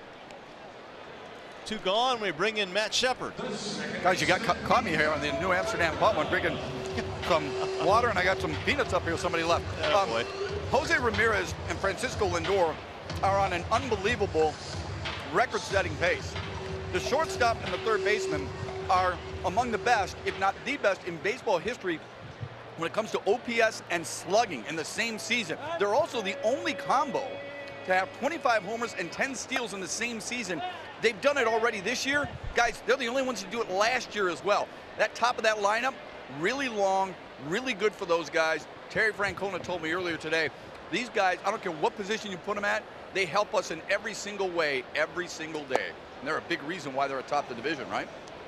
Huge reason, and they're a big reason why the Indians have a lot of success early in games. I mean, they're typically scoring a couple of runs in the first inning quite a bit. It's been a long time, man, since you've seen 2 guys on the left side of the infield that neither guy is 6 feet tall but plays the game like they're 6'5". Both Lindor and Ramirez do that. 5 strikeouts now for Carrasco as he fans Goodrum, and we go to the 6th.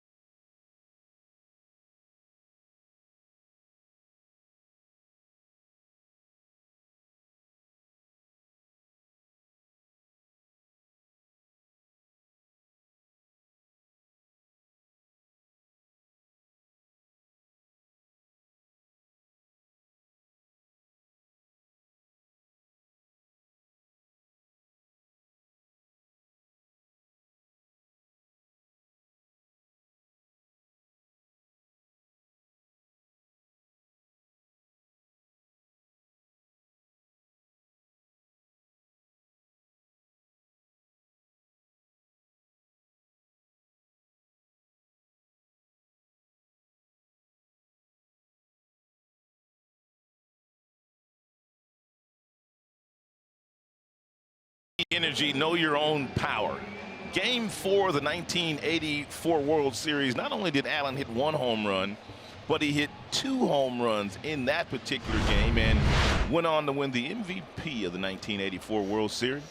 Coming up on Tigers Line postgame as well, we'll hear from Lou Whitaker. Sweet Lou. Yeah, John Keating able to sit down with Sweet Lou and get his thoughts about his teammates. Morris Tram going into the Hall of Fame. That's coming up on Tigers Live postgame. And Encarnacion leads it on. You know you're a great teammate when all of your teammates want to go to Cooperstown to watch you go into the Hall of Fame, and that's going to be the case with Jack and Tram. Several of their 84 teammates will be in attendance. You know Gibby's going to be there. I've heard Lynn Jones is going to be there. Tom Brookins, you know Rosenthal will be there. That's a boatload of teammates. Lewis Coleman warming up in the Tigers bullpen. The pitch count starting to elevate now for Mike Fiers. Lou Whitaker will also be there along with their spouses. I believe they all rented a house. That'll be a fun time for the boys. Get back together again. Well, I hope the landlord took a good security deposit. They can handle it. They can pay whatever damage they do. Oh man. 1-2 on Encarnacion. That's spoken like a true landlord. I'm not saying there's going to be some damages, but it's fouled back out of play. Here's our Xfinity high-speed pitch. How about Mike Fiers, man? He's touched 93 today. He's usually hovering right around 91 miles an hour, but with the fastball usage going up, he started to gain a little bit more velocity. The more you throw it, the better your velocity gets. Matthew Boyd touched 94, 95 the other day too with his fastball. Bender got him looking. Encarnacion frozen for out number 1. We threw that one under the speed limit. Be a part of history when the Tigers retired the number of 2018 Hall of Fame inductee Jack Morris prior to the Sunday, August 12th, 1:10 p.m. game against Minnesota. The on-field ceremony begins at 12:15, and the first 10,000 fans receive a replica Jack Morris jersey. Go to Tigers.com for ticket info. That was a special day. That ball launched in the air to right field and way back.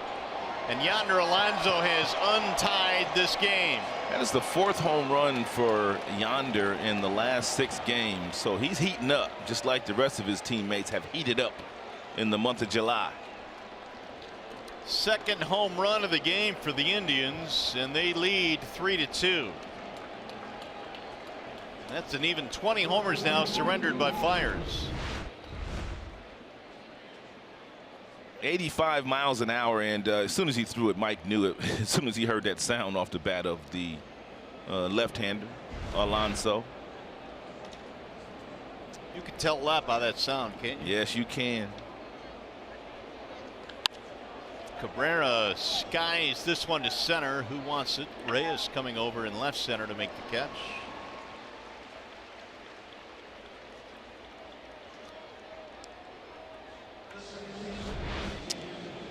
.103 off the bat of Yonder Alonso. Launch angle of 26 degrees. It projected distance about 393 before that young man picked the ball up.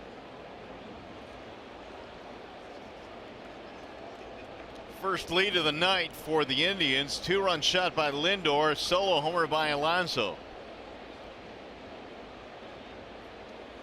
Of the 20 homers that Fiers has given up this year, 12 have come against left-handers and the other 8 off right-handed bats.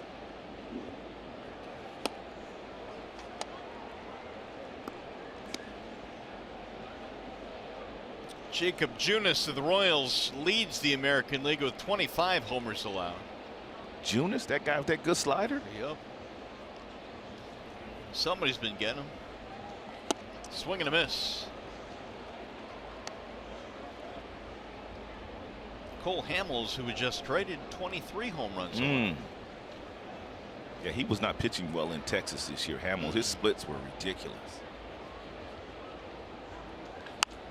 Popped up.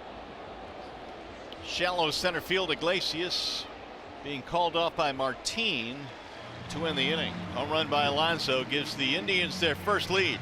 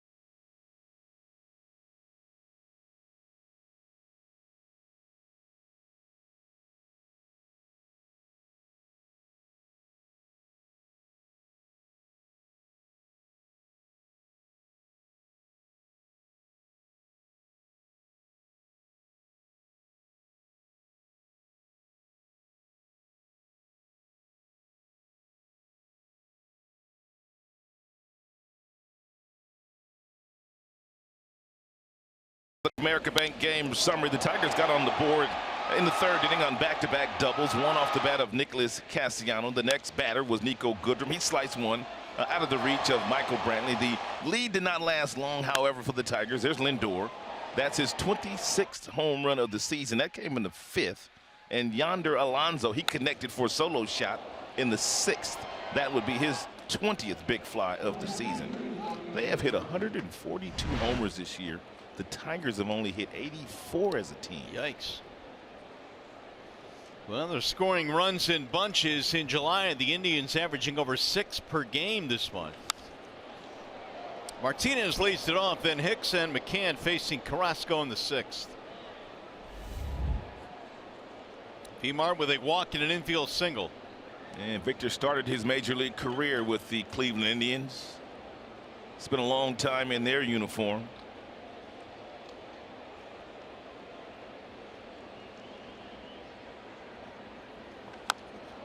Victor last year recorded his 2000th big league hit in Cleveland against the team that he grew up in. And got a real nice standing ovation. You know, we continue to talk a lot about Tram and Jack going to the Hall of Fame and being inducted this weekend. But Jim Thome will go in as a Cleveland Indian. So they're celebrating on their side as well. The Tominator. Launched in the air to right field. That ball is hit well to the track, to the wall, and gone. Victor Martinez is suddenly red hot, and we are tied.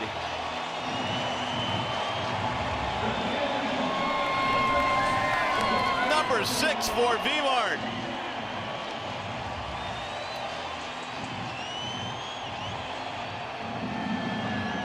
And Victor Martinez, he homered a couple of days ago against a left-hander out of the bullpen for the Kansas City Royals. That was right-handed. This is left-handed. Nice little breaking ball, bottom of the strike zone. Victor, nice little uppercut swing, and got underneath it and golfed it into the second row in the right field seats. A nice catch by that fan. My goodness, what a grab out there.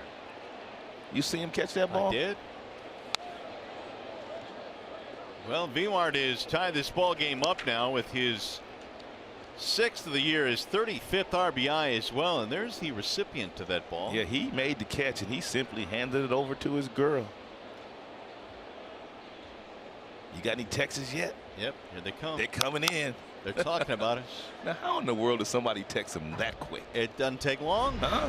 My little fingers don't work that fast. Look at this catch. Yeah, let me give it to my girl. He had to think about it first. The big man on campus. Great catch. No glove. 0-2 on Hicks.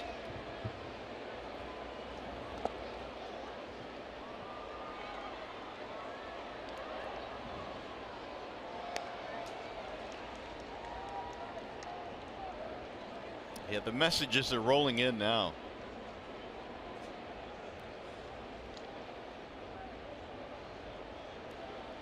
You never know what's going to happen at the ballpark.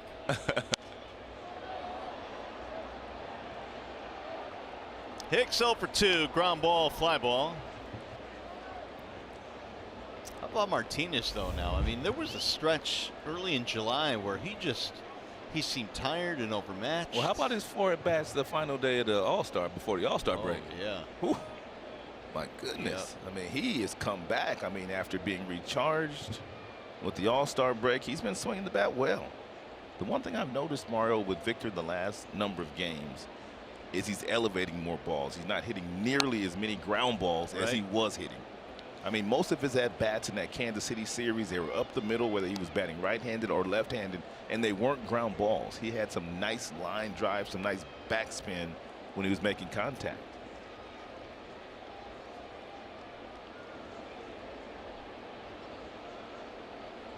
Carrasco now with the 1-2. Swing and a miss. You got Hicks with the breaking ball. 6 Carrasco strikeouts. Hey, Wolverines, Fox Sports Detroit University days are back. Time to head to Comerica Park on August 10th. Tigers take on the Twins and show your school spirit. Special ticket packages include a game tickets, Tigers cap in maize and blue, and a donation back to your school.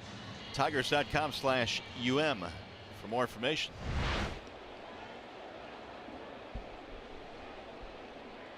One away now. That'll bring up Mccann.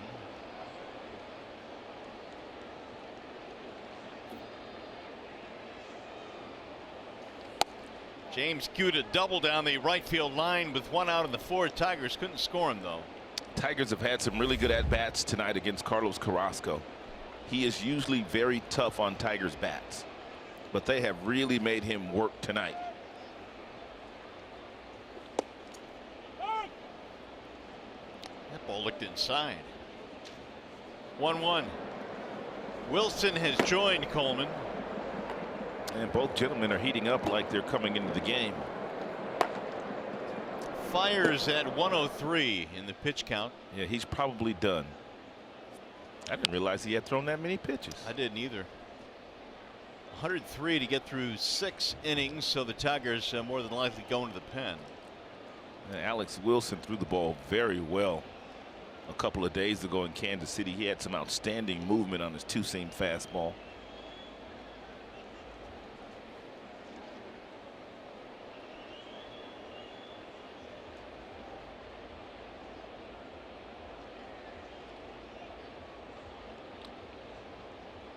Carrasco will step off.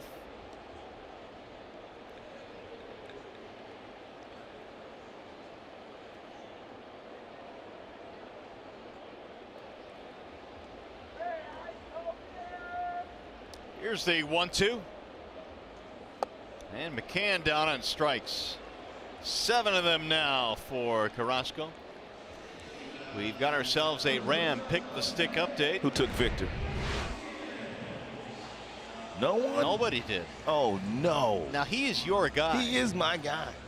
What happened? Well, I mean, I walked into the clubhouse today, man, and there was Candy, man. He had these bright eyes and that big smile, man. And I said, you know what? He going to do something today. So I took Candy over Victor today. Meanwhile, the crew is telling me they took Victor. Yeah, they always take whoever does something that no one else takes. There's a strike called on Iglesias. I wonder how many points they're leading by in pick the stick. It's got to be a ton. Yeah, about 400 or so. 0-1 on Iggy, who has a walk and a strikeout.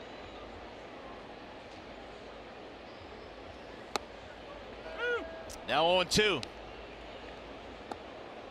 And Carrasco about to throw his 90th pitch of the evening. Pitched 200 innings last year, did Carrasco, for the very first time, as we look at Mike Fiers, who's probably done in this contest. Ripped to left field, hooking and foul. It's the second time that Jose's gotten one of those hanging breaking balls today from Carrasco and has smoked the ball down the left field line for a foul ball. The first time he had home run distance, but he yanked it foul. He smoked that ball against Danny Duffy a couple of days ago. It's a fastball by 93. Just couldn't wait long enough on that breaking ball. And you can see the angle of the bat when he does make contact. That trajectory is going, that angle is going to cause that ball to go foul. Iglesias, since the month of April, since the end of April, is batting .280.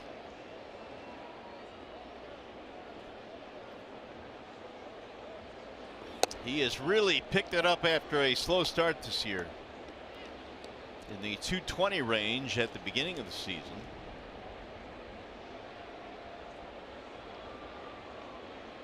Tigers have tied it up on the Martinez homer. Another breaking ball is hooked foul. I want to take one more look at that breaking ball on the previous pitch that he fouled off. I want you to concentrate on the hands here for me and also the bat. Look at where the hands go away from the body, and all of a sudden you get that wrap with the bat. When he does make contact, the angle of the bat's going to cause that ball to go fair because the hands aren't close to the body. See that? Now he wraps around it. That's why guys always fight to get their hands closer to their body, because if you do make contact with that ball and your hands are closer to your body, you can keep it fair at least. Well, he's come close twice tonight. And Carrasco again with the 1-2.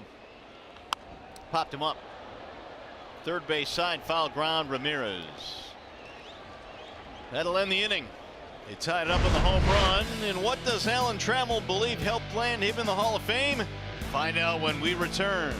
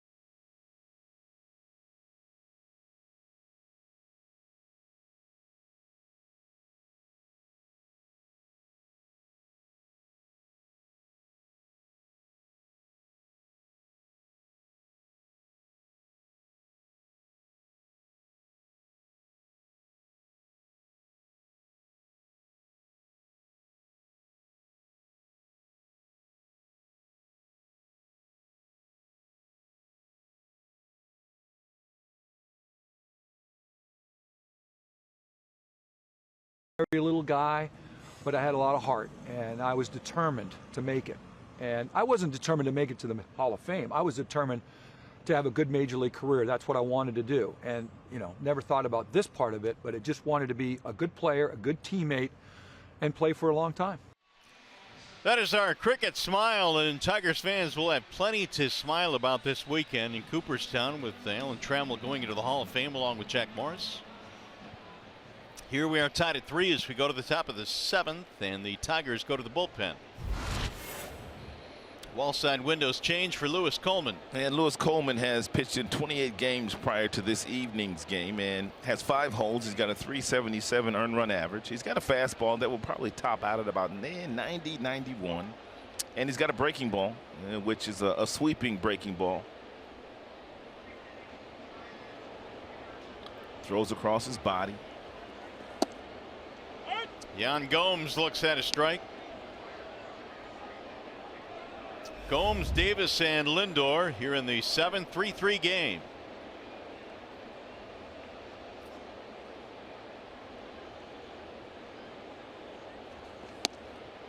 In there, a strike again in the outer edge.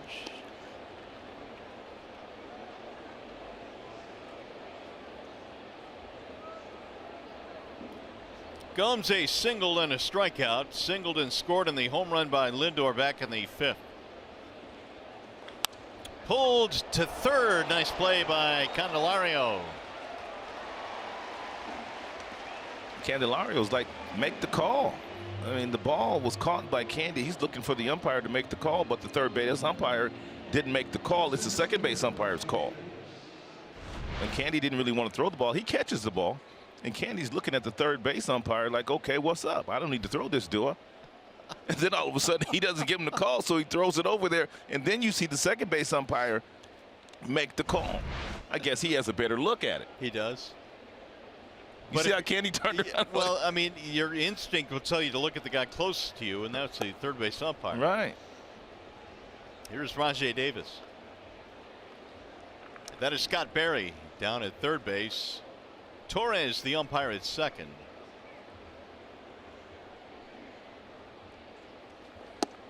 It'll dive in for a strike, 1-1.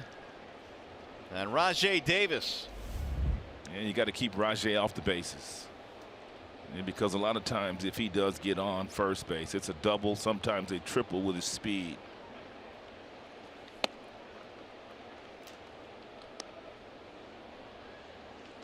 Cimber playing a step behind the bag to take the bunt away from Davis.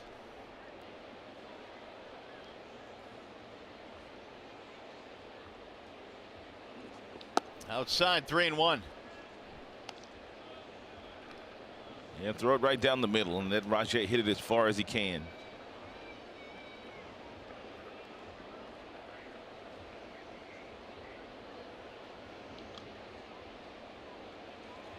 Swing and a miss. 3-2.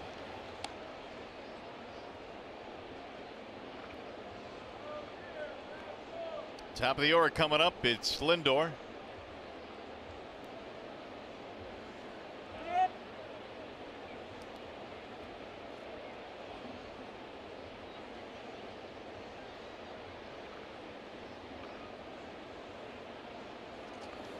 Got him. Down goes Davis. 2 gone. Nice job there by Lewis, coming from a 3-1 deficit to come back to punch out Rajai Davis. By the way, don't forget, coming up on Tigers Live post game, we'll hear from Lou Whitaker, who sat down with our John Keating in Cooperstown. He'll reflect on his teammates, Hall of Famers Alan Trammell and Jack Morris. It's coming up on Tigers Live post game. Stick around for that. Sweet Lou. Gates Brown, who was a hitting coach in '84 when Lou really learned how to turn on the baseball, really started taking advantage of that short porch in right field at Tiger Stadium. Popped up to third and caught by Candelario. Lindor is out of there. 1-2-3 inning, and coming up, the Consumers Energy 7th inning stretch.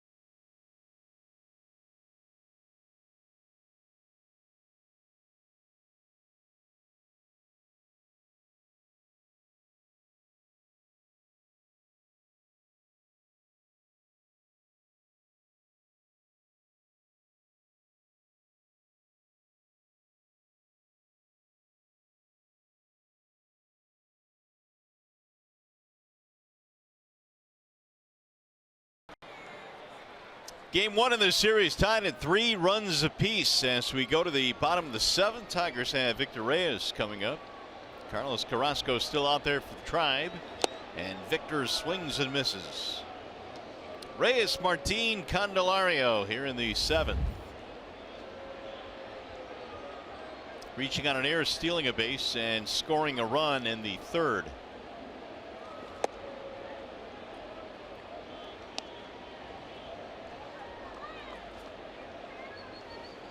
So Carrasco now at 95 pitches. Wave and a miss, 1-2.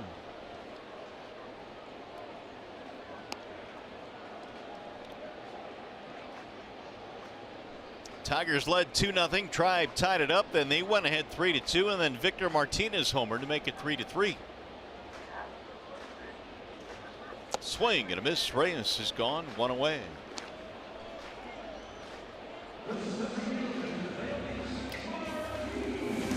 Tigers baseball on Fox Sports Detroit is brought to you by Bell Tire. For tires and auto service, everybody needs a Bell Tire guy. And by Chevrolet. It's Chevy Truck Month. Bring on the new and hand down the old. Chevrolet. Find new roads. Shots from Cooperstown, New York, where it's a big weekend for Tigers fans. Morris and Trammell going into the Hall of Fame this weekend. It's going to be it for Carrasco. We've got a pitching change here in the 7th. Tribe goes to the pen. We'll be back.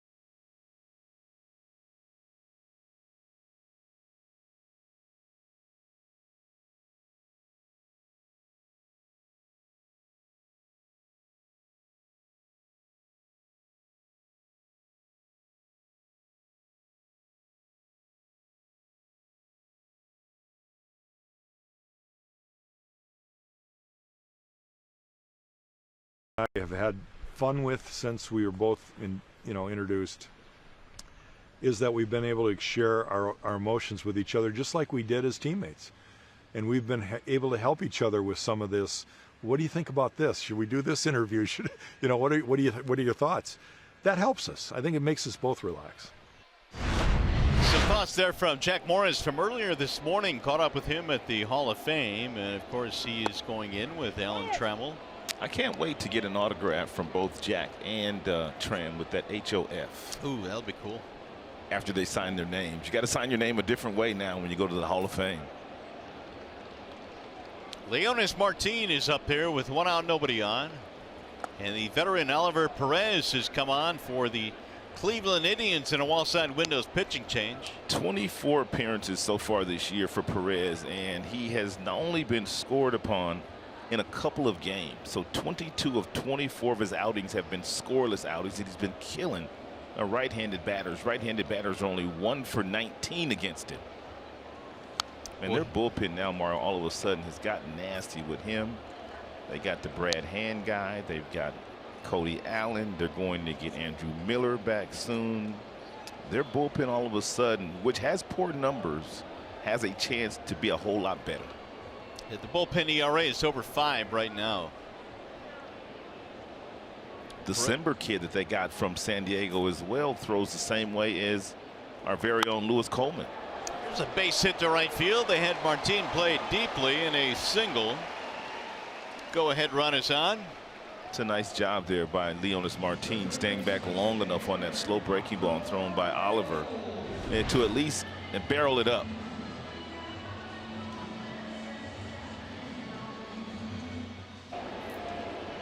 It's going to be it for Perez. Apparently, one batter, and he couldn't get him. So Candelario is the next batter. Then you got Castellanos. Perez departs. Another pitching change. We'll be back.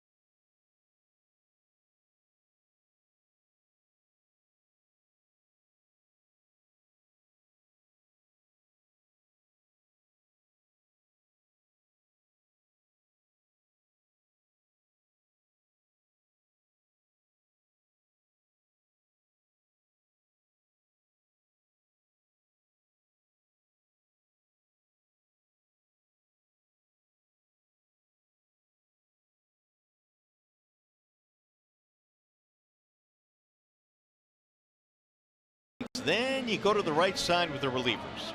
Yeah, they're not very good. I mean, 28th, 30th, 29th in all of baseball with innings, ERA, strikeouts, and walks. So they're not performing very well in that bullpen. At least they haven't as of yet. But their starters, Terry Francona, has leaned on very heavily all season long. Well, these days, Cody Allen apparently is coming on in the 7th inning of ball games. He is on now in the Wallside Windows pitching change. Yeah, usually the only time that we see Cody Allen as closer, but you can see with those numbers, a 4.83 ERA. Elevated numbers for a closer. That's probably why he's getting the ball now in the 7th inning. And Brad Hand might be their new closer, the left-hander they acquired from San Diego just a few days ago. Jeimer Candelario will step in.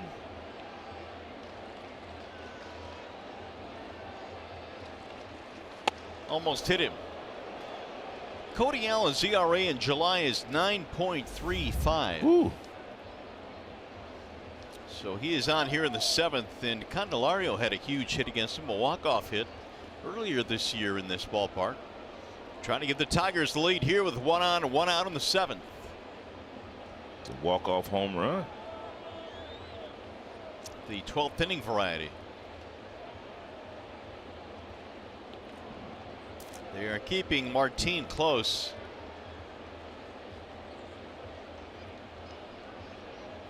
Tigers tonight have out-hit the Indians 8-5.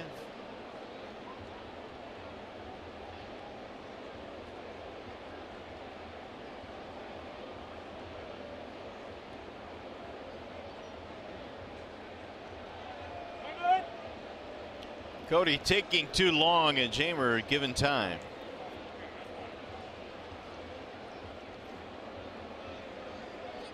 Single and 3 at bats tonight. Candelario dumped one into left in his last at bat, tried to stretch it to a double, and Brantley threw him out.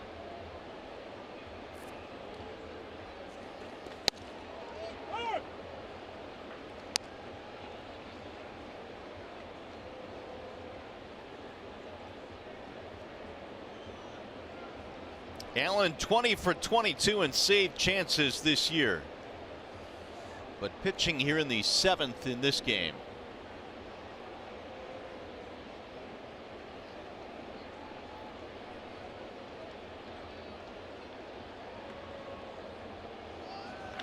Pulled on the ground and speared at first. There's one and there's two.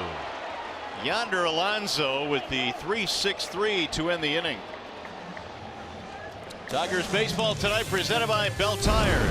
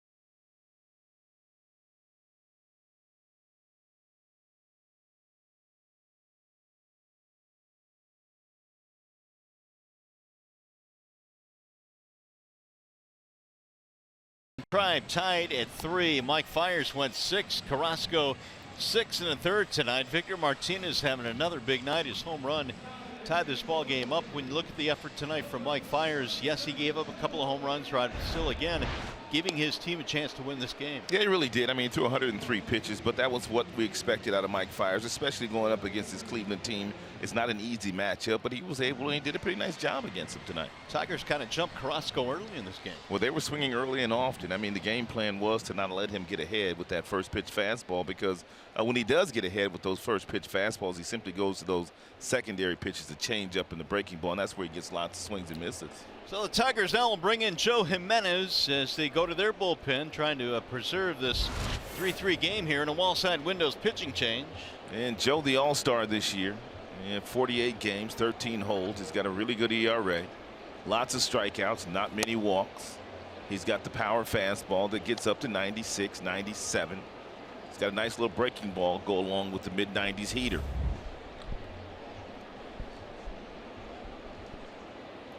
Michael Brantley leading things off. And Michael, good fastball hitter. If you throw him a fastball, he'll barrel it up. 1-1. 96 from Jimenez. Brantley rather disagreed with that call. And you can see why the Tigers are defending Bradley the way that they are. On the ground, he hits lots of his balls to the right side of the infield. 1-2. Nice little breaking ball there. 90 slider by Jimenez.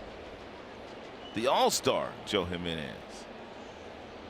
A couple of all-stars squaring off here. Brantley and Jimenez. Brantley is singled in the 3rd. And part of the winning squad, the American League. Ooh. Joe was walking off the mound. He thought he had strike 3. So did I.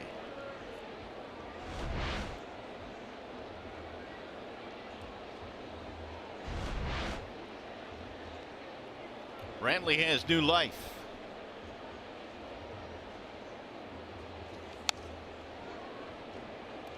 In 97 with that last fastball thrown by Jimenez. Well, I know many thought Castellanos would be the Tigers' all-star representative, but it's not like Jimenez did not earn this. Right.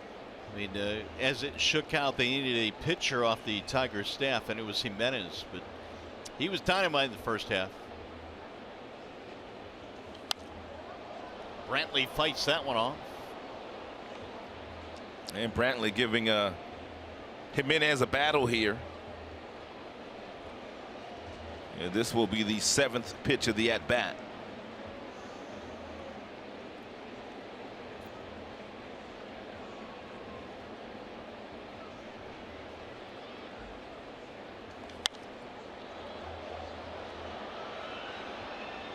Tigers had Coleman in the 7th. He threw a 1-2-3 frame, and now Jimenez here in the 8th. Brantley is the 2nd toughest batter in the American League to strike out. He strikes out once every 12 at-bats. See if Joe can get him here.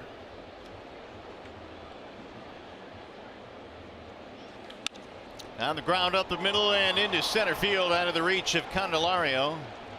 Brantley is aboard with a leadoff single. It's a quality at bat. Tigers host the Indians tomorrow at 6:10 p.m. Enjoy the Liney Summer Party Pack that includes a game ticket, then a voucher for a beer. Packages start at just $19 per person. For more information, go to tigers.com/Liney. And good swing here. We told you that he usually pulls the ball when he hits it on the ground, but this time he beat the shift by going the opposite way. Now Ramirez. You've got to pay some attention to Michael Brantley over at first base. If you're Jimenez, you can't forget about him. He has stolen 6 bags already this year. He's been caught 3 times.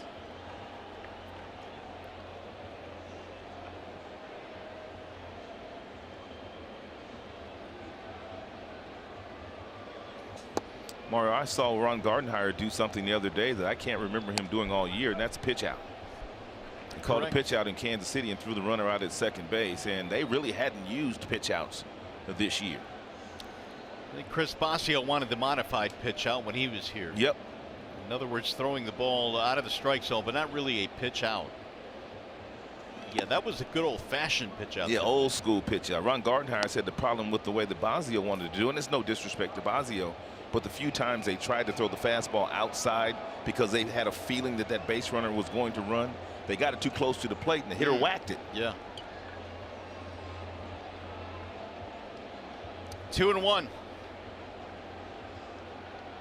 Oh my goodness. 3-1 now on Ramirez.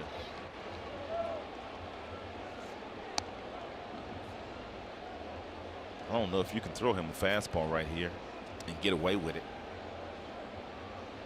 Now Mccann out to talk it over with Jimenez.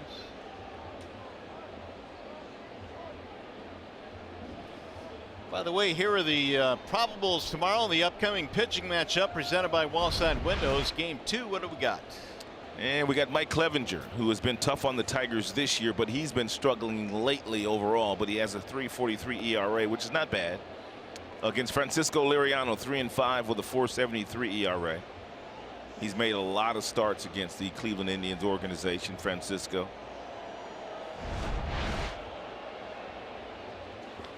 And he walked in ball 4. That'll put 2 men on now for the Indians. With nobody out. Here is Encarnacion. You thinking the same thing I'm thinking? Double play? Yeah. Yes, indeed.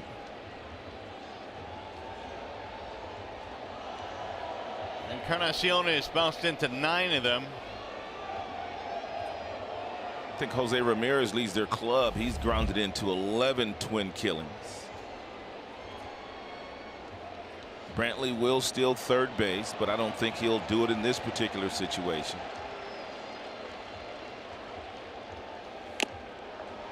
Oh, 0-1. And not with a guy standing in the batter's box that has 71 RBIs. Tigers have some more action brewing in the bullpen now. Indians have 2 on, nobody out. 3-3 game in the 8th. Swing and a miss, 0-2.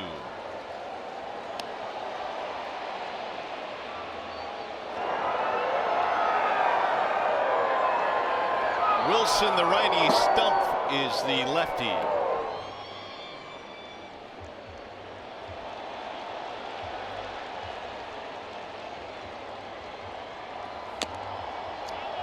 Well, Encarnacion barely stays alive. Jimenez has thrown Encarnacion 3 straight fastballs. All 3 of the fastballs have been in the mid-90s. And he's pretty much been tardy on all of them. Boy, not a whole lot to the right side of the infield.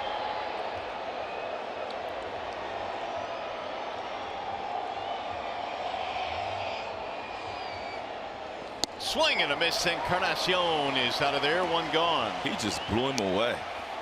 4 straight fastballs, all 4 fastballs, 96 miles an hour.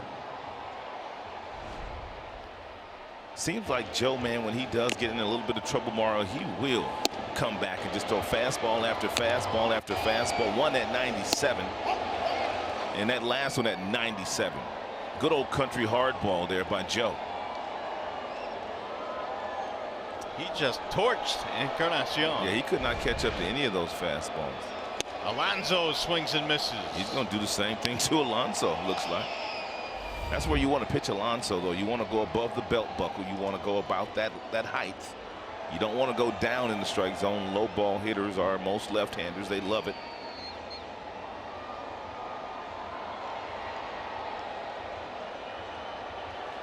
Wave and a miss. 0-2. Here it is. Try and hit it. That's 5 straight fastballs. Well, 6 straight fastballs. All 6 of those fastballs, 96 and above.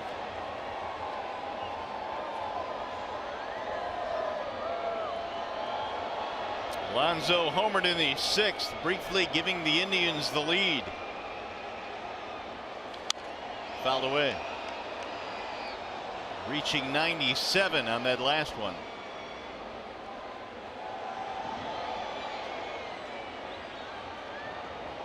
Alonso having a good month of July. 15 RBIs this month. 16 with his homer tonight.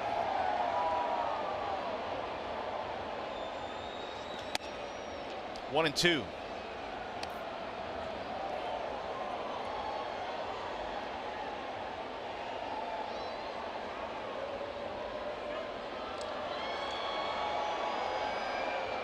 Leadoff single by Brantley, a walk to Ramirez.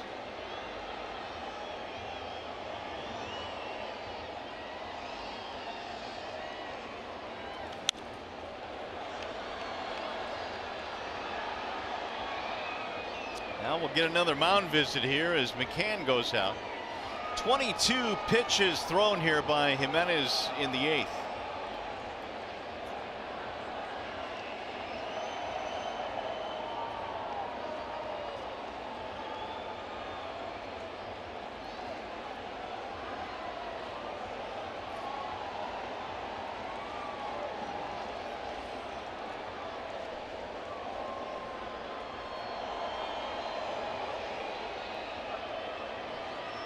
Now again, the 1-2. Slice to left field on a base hit. Brantley rounding third. Reyes up with it, and his throw coming into third base. Yonder Alonso cues one the other way, and the Indians have the lead. Really good at bat by Alonso. At the beginning of the pitch sequence, Jimenez was throwing fastballs right by Yonder. And then he started fouling off a couple of them, so he started to get a little bit closer at some of these foul balls. Then he finally came back with that last one, and that last one got a lot of plate, and Yonder shortened his swing up. He got that front foot down, and he was able to make some solid contact to beat the shift and drive in a run. So that's a really good at bat there by Alonso.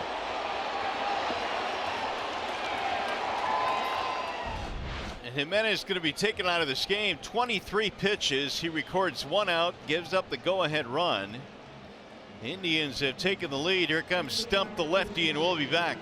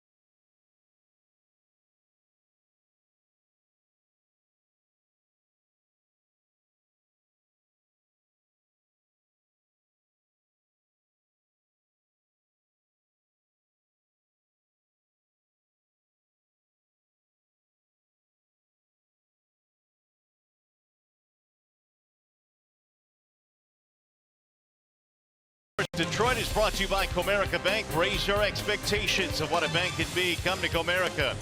Your Metro Detroit Chevy dealers. Visit ChevyDetroit.com. See why Chevy triumphs the Motor City. And by Wallsign Windows. We can do that. We are the factory. Well, the Indians have gone on top now. 4-3 is our score. They have 2 on, 1 out. Brandon Guyer will pinch hit for Melky Cabrera. Jimenez taken on after 23 pitches. And Guyer gets most of his reps against left-handed pitching. He'll look at a strike from Daniel Stump, who has come on out of the Tigers bullpen. And if you're Daniel, you don't want to go too far inside because Guyer will lean out there and get plucked by a pitch. Runner breaks to third and a swing and a foul back. Ramirez on the move. He's got 22 steals. He was trying to steal his 23rd right there. He probably had that stolen. Yes, he did. He got such a great jump that Alonso on first base could not take off from first base.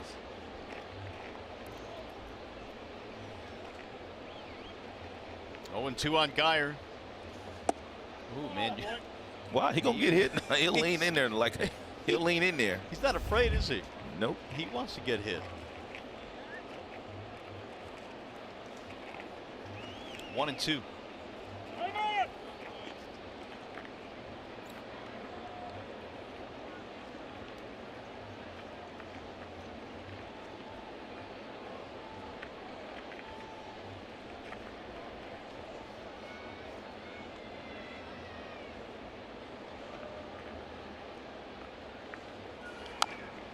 Guyer fouls it off. Kipnis waiting on deck, a left-handed batter. Stump getting some action here late in the game with the game on the line. It's a 1-run contest now for the Indians. Tigers again have 2 lefties in their pen, with Blaine Hardy going back to the bullpen. All the off days the Tigers have, they're going with a shorter rotation. Guyer's been hit 5 times this year in only 118 at bats, which is close to leading their team. And they've got some guys closing in on 400 at bats.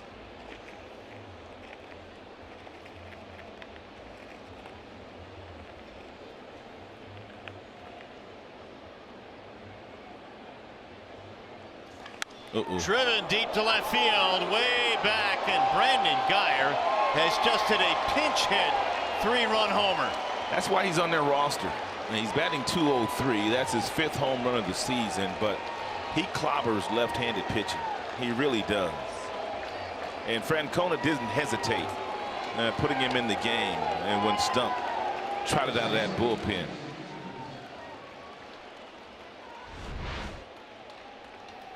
Ooh, that's a fastball down and in, right in the happy zone there of Brandon Guyer at 94 miles an hour. He pointed right to the dugout. He knew he hit it out. Just like that, it's 7-3. That is the first pinch hit homer for the Tribe this year. 3rd for Guyer in his career. And now 0-2 on Kipnis. Yeah, 3 of the runs in this inning charged to Joe Jimenez.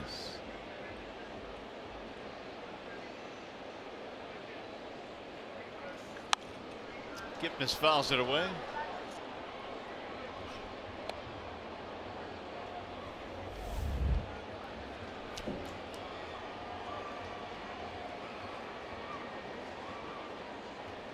Kipnis 0 for 3.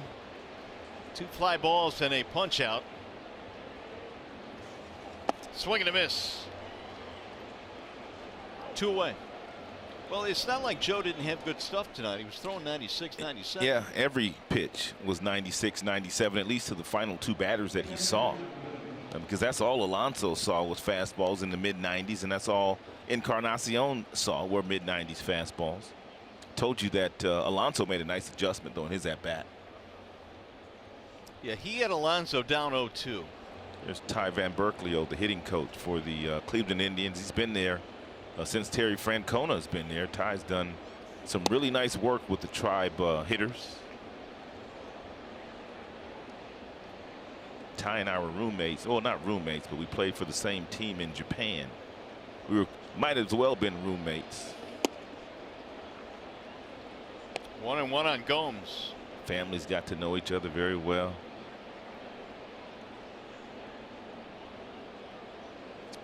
How many American players they allow back then? Two.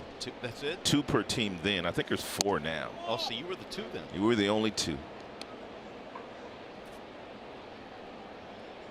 2-1 on Gomes.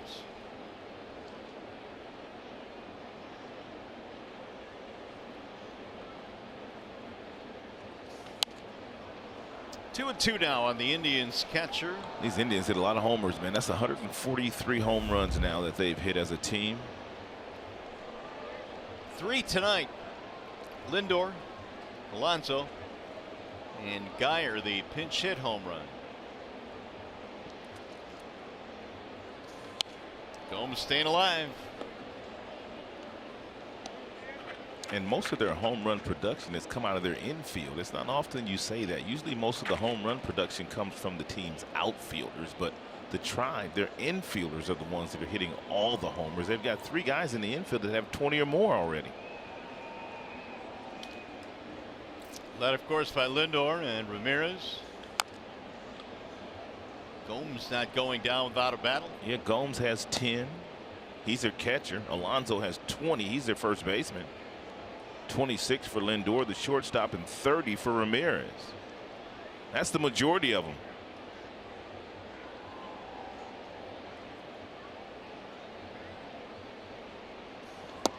Well, you do have to admit there were 2 really good at bats in this inning. Brantley fell behind, single to left, and then the Alonso at bat. Ramirez had a good at bat too, Mario. Yeah, that base on balls, yeah, that's a good at bat. Tigers now have thrown 41 pitches in this inning. Yeah, 23 of those were thrown by Jimenez, who started the inning.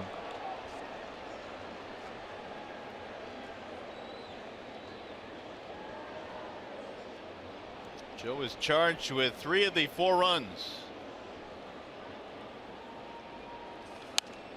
They are giving Stump a battle. He's thrown a lot of strikes. He's thrown 19 pitches. 15 of those have been strikes.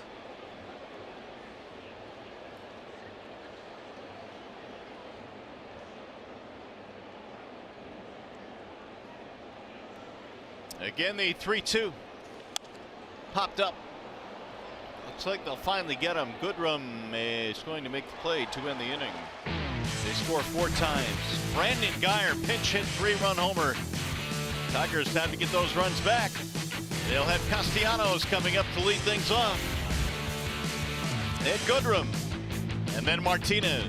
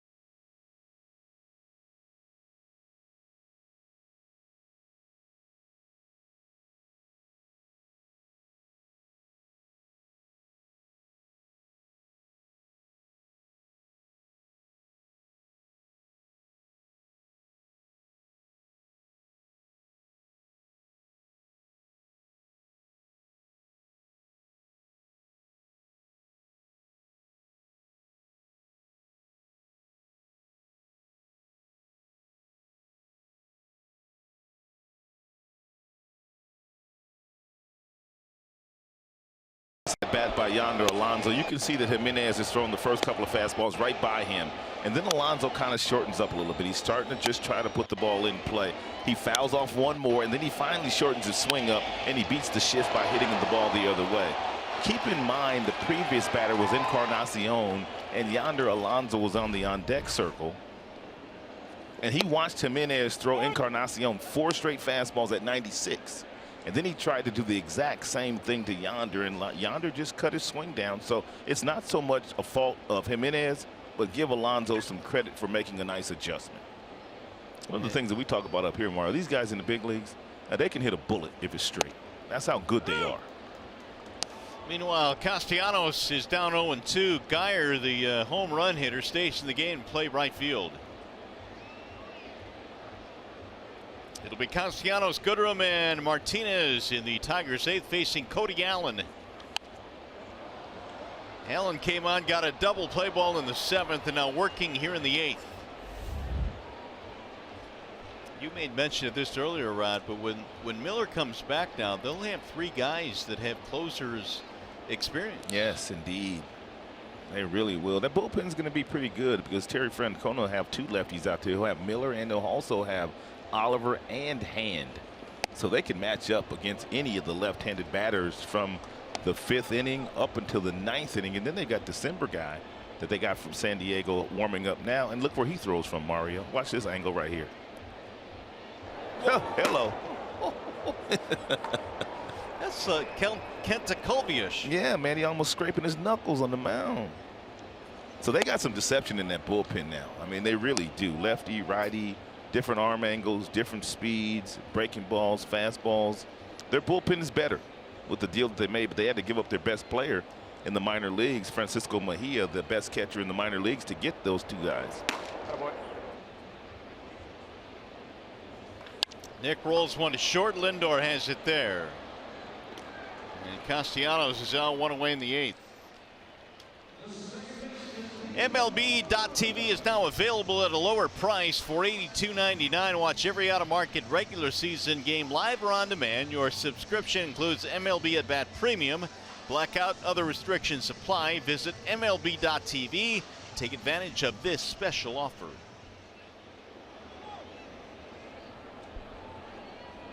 Here's Goodrum. Nico with a double to drive in a run earlier in the game. Pops it up. Shallow left center. It's going to be Brantley. And there are 2 gone.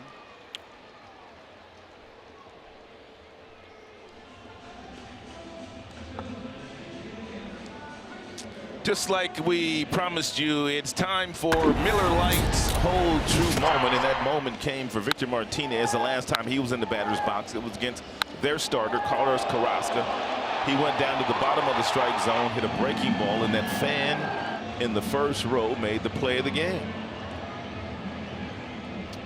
That was the 6th of the year for Victor.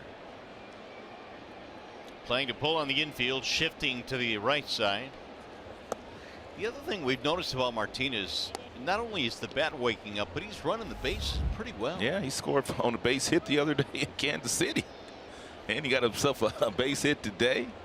He doubled in Kansas City. Victor's been running well. The 4 days off did him wonders, I think. Allowed him to freshen up. The 2 words not usually associated with Victor Martinez: infield hit. But he had one today. And fresh legs. You got to love it, though. 2-0 on Martinez. He can still turn on a good fastball now. 2 balls, 1 strike on Victor. You got Hicks waiting on deck. Victor in his last few games in Kansas City, and even the game against Boston before you guys left, he had some nice plate appearances. And Victor said, you know, I just want to contribute. You know, I just want to feel like I'm part of the team. And I think sometimes when guys are struggling and guys aren't producing, sometimes you just feel like you're not carrying your weight. And Victor said, I just want to feel like I'm contributing. And he's been doing that lately. Ripped down the right field line. It is a foul ball. That's the hardest ball Victor's hit in a long time right there. I mean, a long time. That is almost a 2-homer game. I bet that was about 107 exit velocity off his bat. She didn't try to catch that thing barehanded, did she?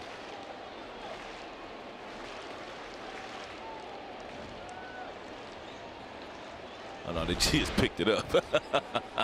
Now that's my way of getting a foul ball. That's how I get it too. I wouldn't get in the way of that thing. You see 2-2, and it's high 3-2 on Martinez. You could just tell by the way Victor's swinging the bat lately. He's feeling much better, seeing the ball much better.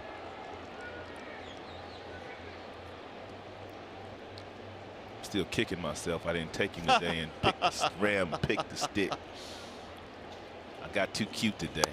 And he walked him. 2 out base on balls. On base for the 4th time, Victor Martinez. And that's going to be it for Cody Allen, it appears. Here comes Terry Francona with the right-hander Hicks coming up. He's going to go back to the bullpen. They're going to bring in the sidewinder. Adam Cimber will be back.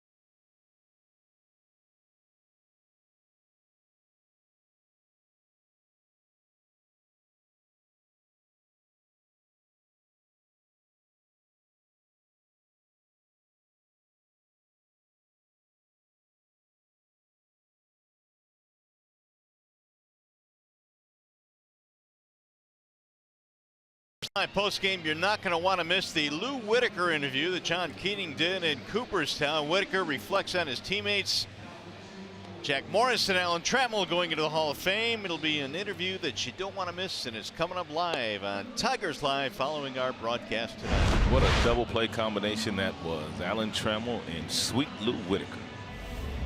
Well, to the bullpen go the Indians. Adam Cimber is on now. Yeah, Cimber's most of his numbers with the San Diego Padres this year. They just acquired him a few days ago. He's been in 45 games already overall with the 2 clubs, a 3.02 ERA. The whip just a shade over 1, and he has a really nice strikeouts to walks ratio, 5 strikeouts for every walk. Cimber with the Padres this year prior to the change had 51 punch-outs in 48 innings as Jim Adduci pinch runs at first for Martinez.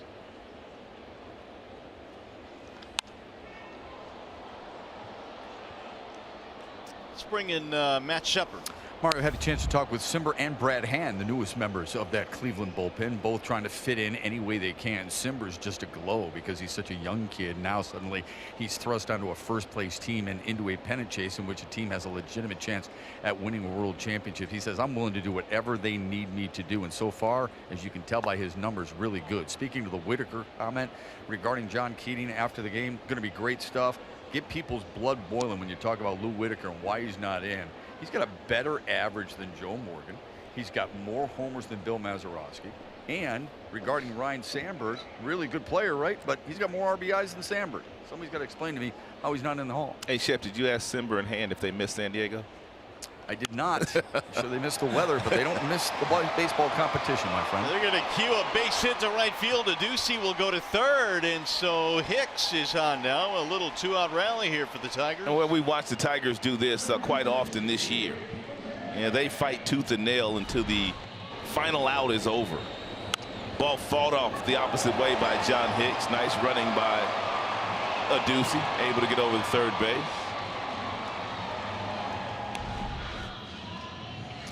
Now Mccann need one more base runner to bring the tying run to the plate.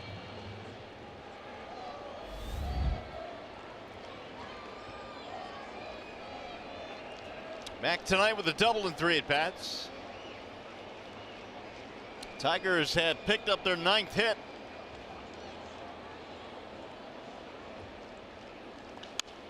Fly ball center field.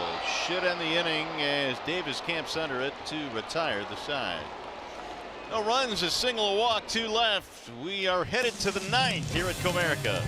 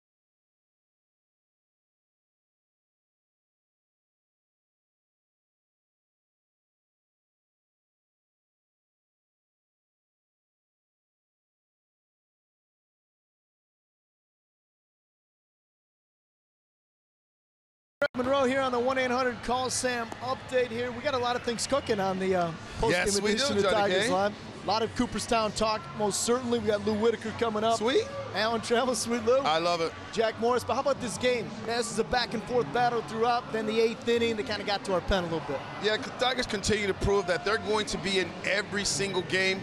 But the big blow today off of the bat of Brandon Geyer. He went big fly for a 3-run jam. Now the Tigers find themselves down a few runs. They've got to rally in the 9th.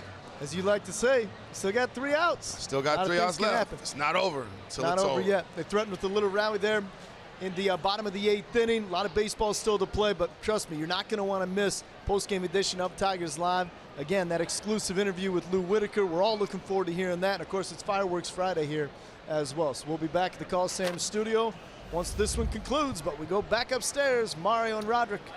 All right, Johnny Kane, Victor Alcantara is on now out of the Tigers bullpen. And the first pitch is skied toward left shallow. Reyes coming in, and Davis is out. Johnny Kane dropped my full name on me. Did? Must have did something wrong. Usually they get it wrong by saying Rodney. Yeah. It's actually Roderick. Jonathan Kane coming Roderick through. B.M. Yeah, he dropped a Roderick B on me. Hey, by the way, before I forget, what's that? I need to make mention of some, Rod. What's that? In Kansas City, I was all over the Fox Sports Detroit softball team. Oh, yeah, you were. I heard that. Well, okay, you don't have to corroborate the story. Just roll with me here. You should have saw the looks they gave you in the studio, though. Well, I'm here to eat crow because the Fox Sports Detroit softball team picked up their first win of the season last night. That's wonderful. And Craig Wilking homered the ball game. The infield turned 4 double plays. Wow. And they picked up their first win. How about that? Good for them, man. Props to the Fox Sports Detroit softballers. Because I was beginning to wonder if they was going to win one. I think they're 1-10. A win's a win. That's right. They're just getting ready now for the playoffs. They gonna make it? They're you know what? They're playing their best baseball at the right time. That's beautiful. Here is Lindor. 1 ball and 1 strike. 2-run shot for Lindor back in the 5th. He'll drive this one to right field. Castellanos going back, turns on it, and it's gone. My goodness. Are you kidding me with these guys? My good. He's saluting the first baseman, Sandy Alomar, before he even gets to first base, man, and that was a line drive. They got a chance, Mario. He and Ramirez, both guys have a chance of being 30-30 guys this year. They're going to hit 30 home runs apiece. The only question is whether they will steal the 30 bases. That is the 4th home run of the night for the Indians, the 2nd for Lindor. Left-handers just love the ball down there in that nitro zone. He's sprinting out of the batter's box and he sees it fly out, and a little salute to Alomar. Here is Michael Brantley.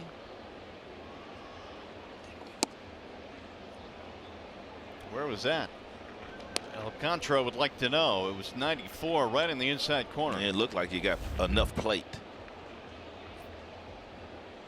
2 singles for Brantley. His single in the 8th inning was huge. It started the 4-run rally.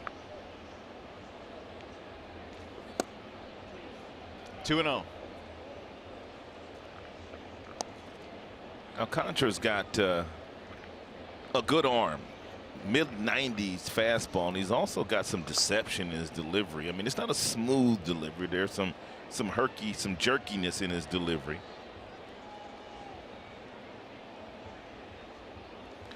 Some hesitation. Long run for Candelario going to the outfield grass. Nice play. 2 gone.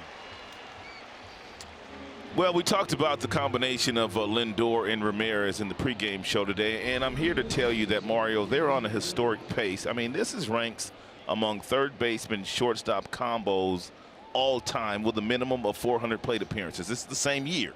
These guys are on pace to have the best slugging percentage, the best on base OPS, and then when you talk about home runs per at bats, 12 ranks 2nd. So Ramirez and Lindor are on pace to do something in the infield that no other left side of the infield has ever done in the history of the game. And we talked about earlier in the game tonight how both of these guys have played in all but 1 game this year for the Tribe. The history of the game. So they are still going strong, and they are putting up epic numbers. They've got 2 5-tool players on the left side of the infield. They can do everything.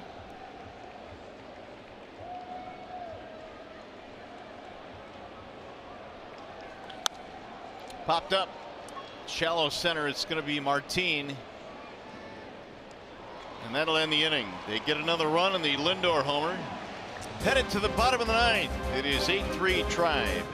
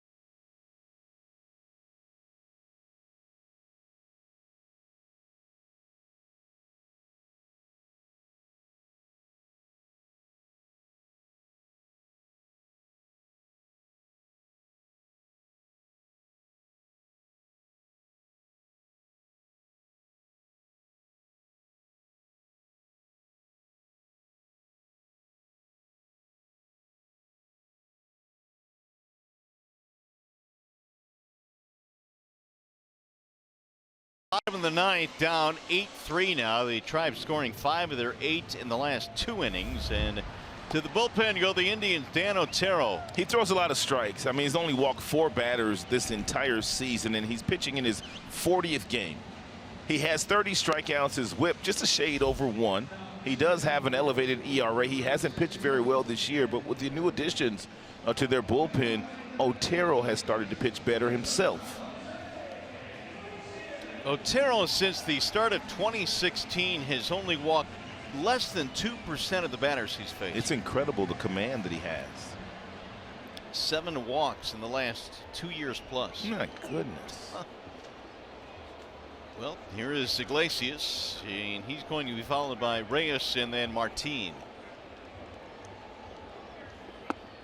Otero missing low as the bottom of the ninth is underway. Iggy had a walk in the 4th.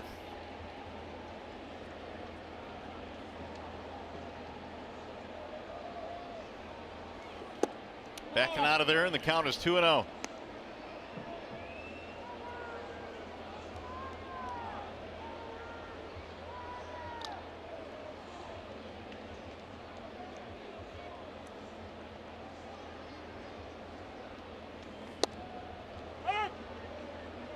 Born in Miami, Florida, lives in Bellevue, Washington. Otero, who broke into the big leagues with San Francisco, has been with Oakland.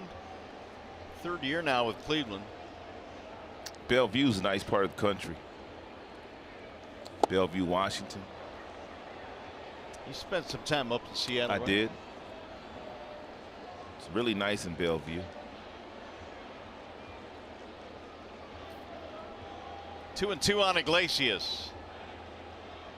Indians have hit 4 home runs tonight. The Tigers with a long ball from Victor Martinez. Chopper up the middle. That's going to be a base hit. Iglesias leads off the ninth with a single.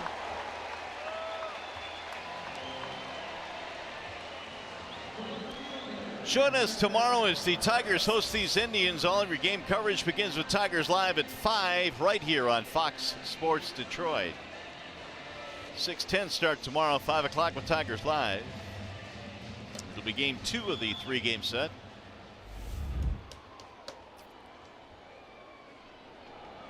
Tigers now have 10 hits in this game. They've out-hit the Tribe. And that's saying something considering Carrasco started this game. Right. And they normally had not been able to touch him, but they got Carrasco for 3 runs. And as you mentioned, the offense pretty much today for the Tribe has been the home run ball. So you don't need to have as many hits if you're going to hit them out of the ballpark the way they have today. 0-2 on Reyes.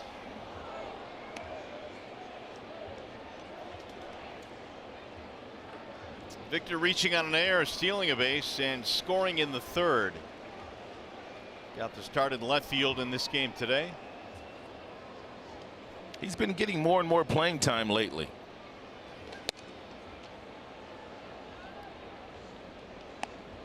Tigers probably now, as we delve closer into the month of August, want to see what they have in Reyes here. He was, of course, the #1 pick in the Rule 5 draft.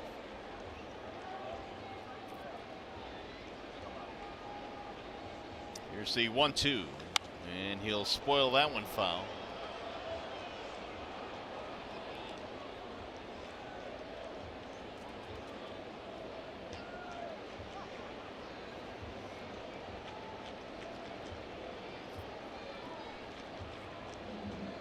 Reyes batting .220.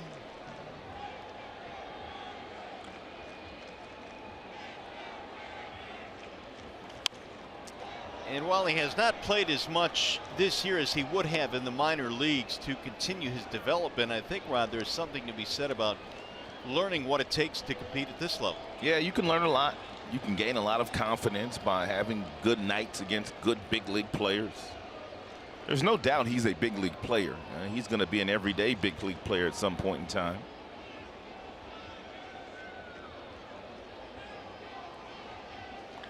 Little chopper up the middle and a diving stop. Lindor, what a play. Throws to first, not in time. They just got the out at second. That is a ridiculously talented play by Lindor. Iggy okay? No, Iggy hurt himself. Oh boy. He can't leave.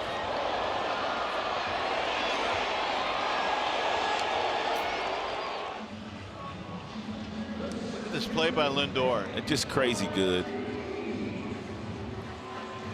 Then the communication between he and Kipnis to get out of the way. And he tried to turn a double play. I know it. Yeah, he's out. Ray has too much speed, otherwise they do get a double play. Here's Leonis Martin. Runner will take second, and it's going to be cute foul, so they'll send Reyes back. And one more look. Real close play at second base. Good hustle by Iglesias, but a real nice play by the all-star shortstop, Francisco Lindor. Ooh, really close play. Yeah, closer on that view. Maybe that's why Iggy was hanging out around the bag. He wanted to see whether Ron Gardenhire was going to challenge it or not. Lindor has made 13 errors this year. Again, he's on the move and no throw. In standing up to second base is Reyes. Which is probably more than most shortstops have made in the big leagues this year, but he covers a tremendous amount of ground. I think he had 10 errors when we first saw them at the beginning of the year, so he's kind of quieted it down. Yeah, he had a lot of them early. 2-1 on Martin.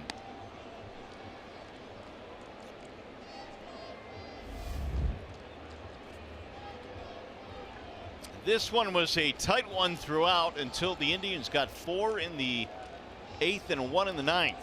Tigers looking for a 9th inning uprising here. 2-2 on Leonis. Good changeup there thrown by Otero. Good arm speed. And you can see the grip here. Changeup, circle change. Nice fading action.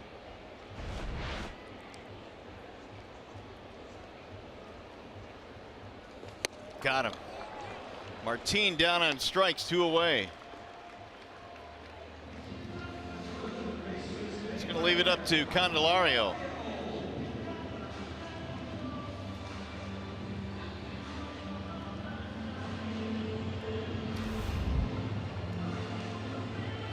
Nine strikeouts for Tri pitching tonight. Cimber now with 2 outs.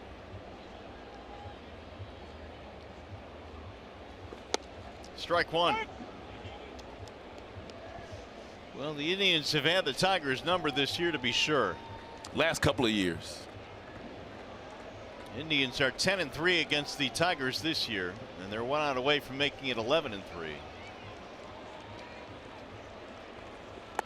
13 of the next 16 games that Cleveland will play will be against the American League Central. 13 of their next 16 games, and they're 15 games over 500 against the division. So they might be able to extend their lead a little bit.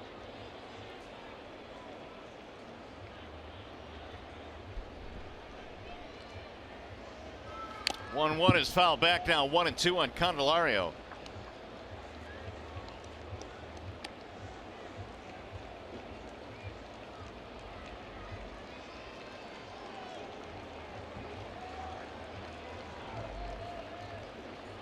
Cimber is single in 4 at bats tonight, trying to keep it alive for the Tigers.